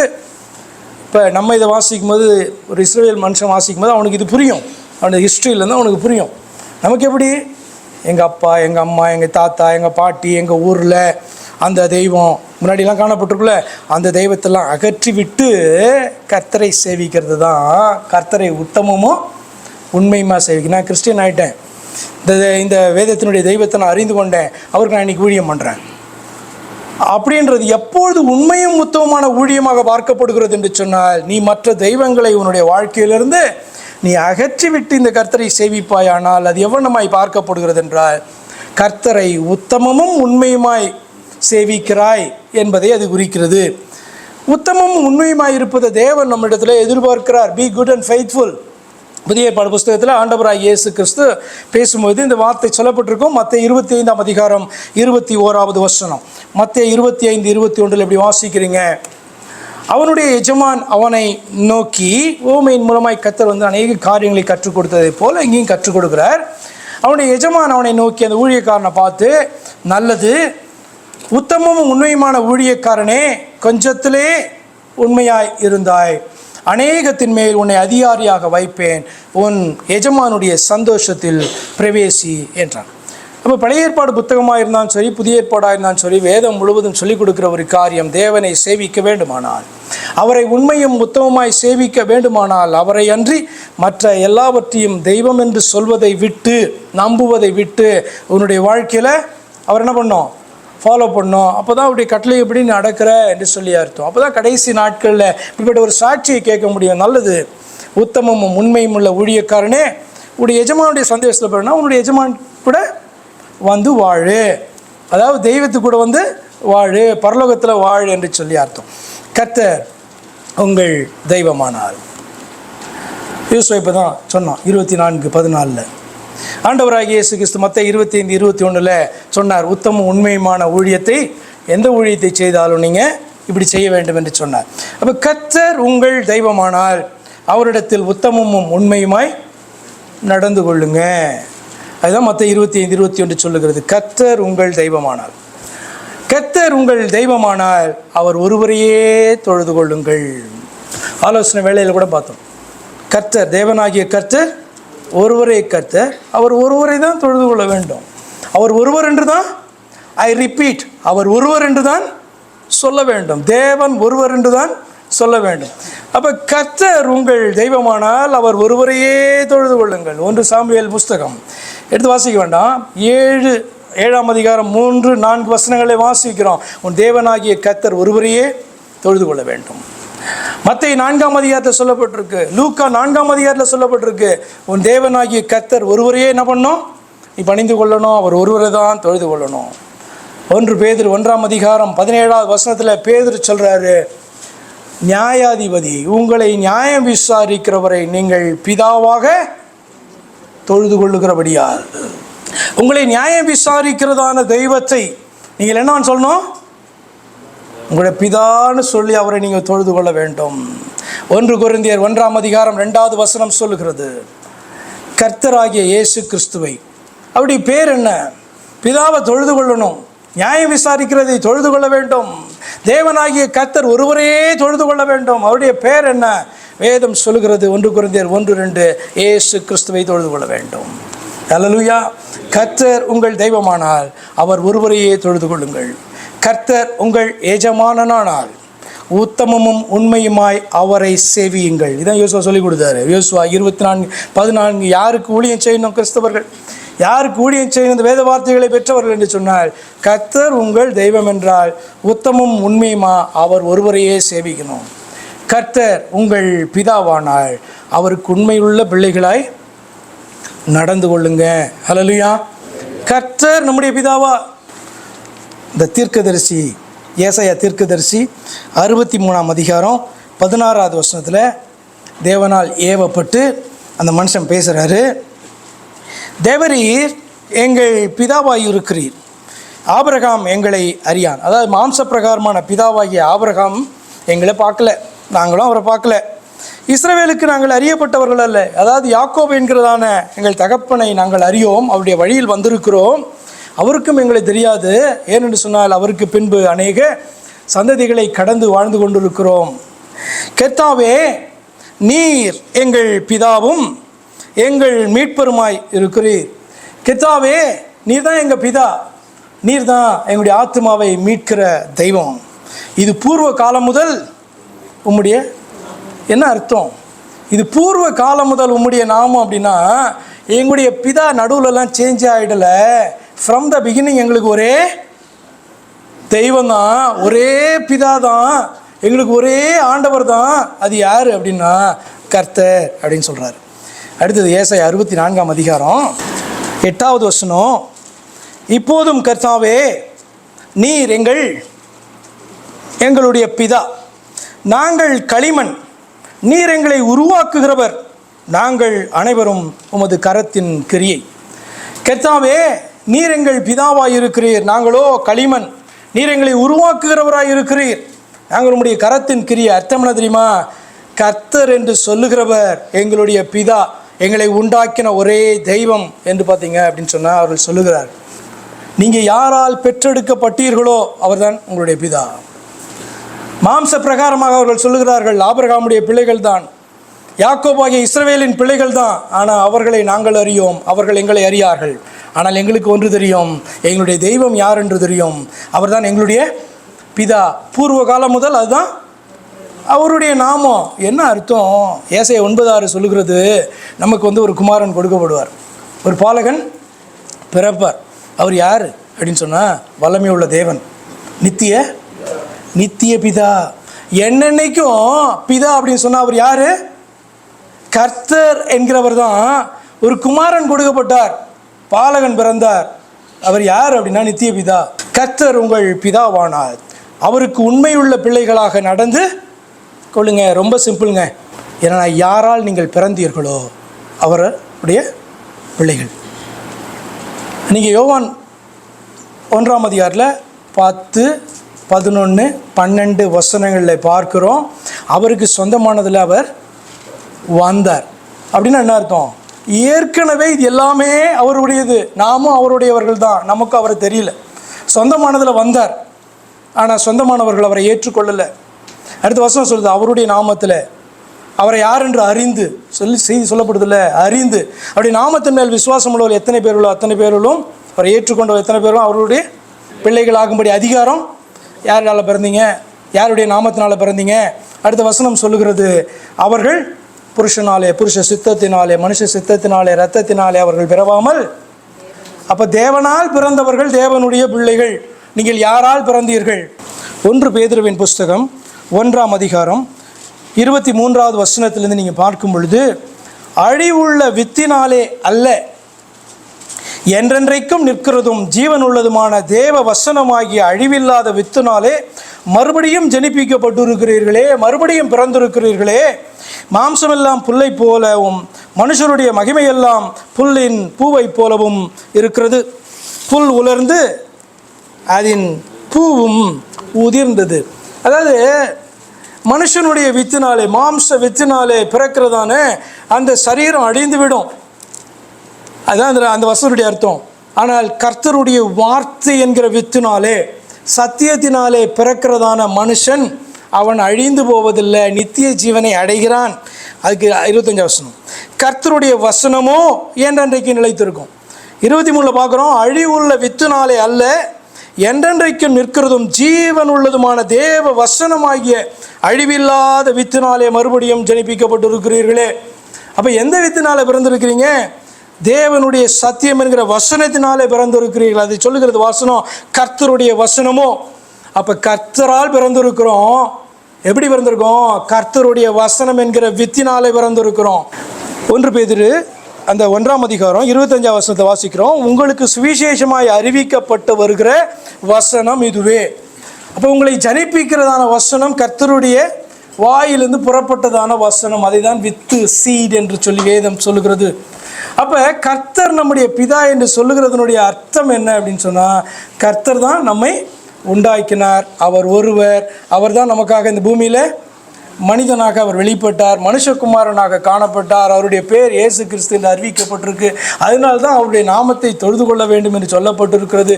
கர்த்தர் உங்கள் தெய்வமானால் உண்மையும் உத்தமமாய் அவரையே சேவிப்போம்.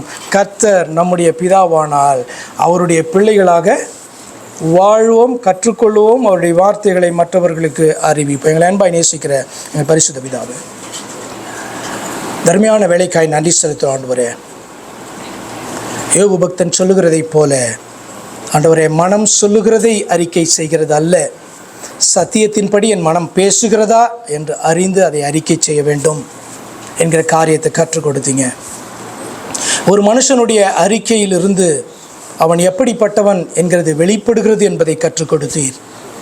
கர்த்தர் எங்கள் பிதாவானால் உம்மை அப்பா பிதாவே என்று அழைக்கும்படியான புத்திர சுவிகாரத்தை உண்மையாய் பெற்றிருப்போமானால், உம்மை தைரியமாக அறிவிக்கிறதான ஆண்டவரே நாவை எங்களுக்கு தாரும்.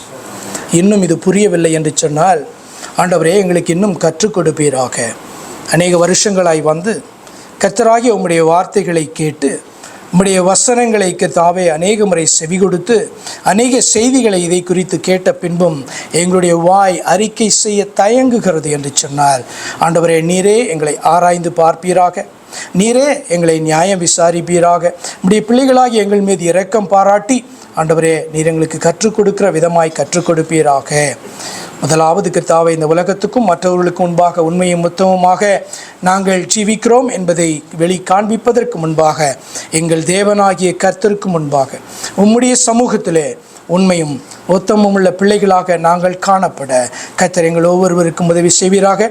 இங்கே உள்ளே வந்து உடைய வார்த்தைகளை கேட்பது எங்களுடைய வாழ்க்கையை விருதாவாய் போகாதபடிக்கு உடைய வார்த்தைகளுக்கு முக்கியத்துவம் கொடுக்க தேவரீர் எங்களுக்கு கிருபை செய்வீராக.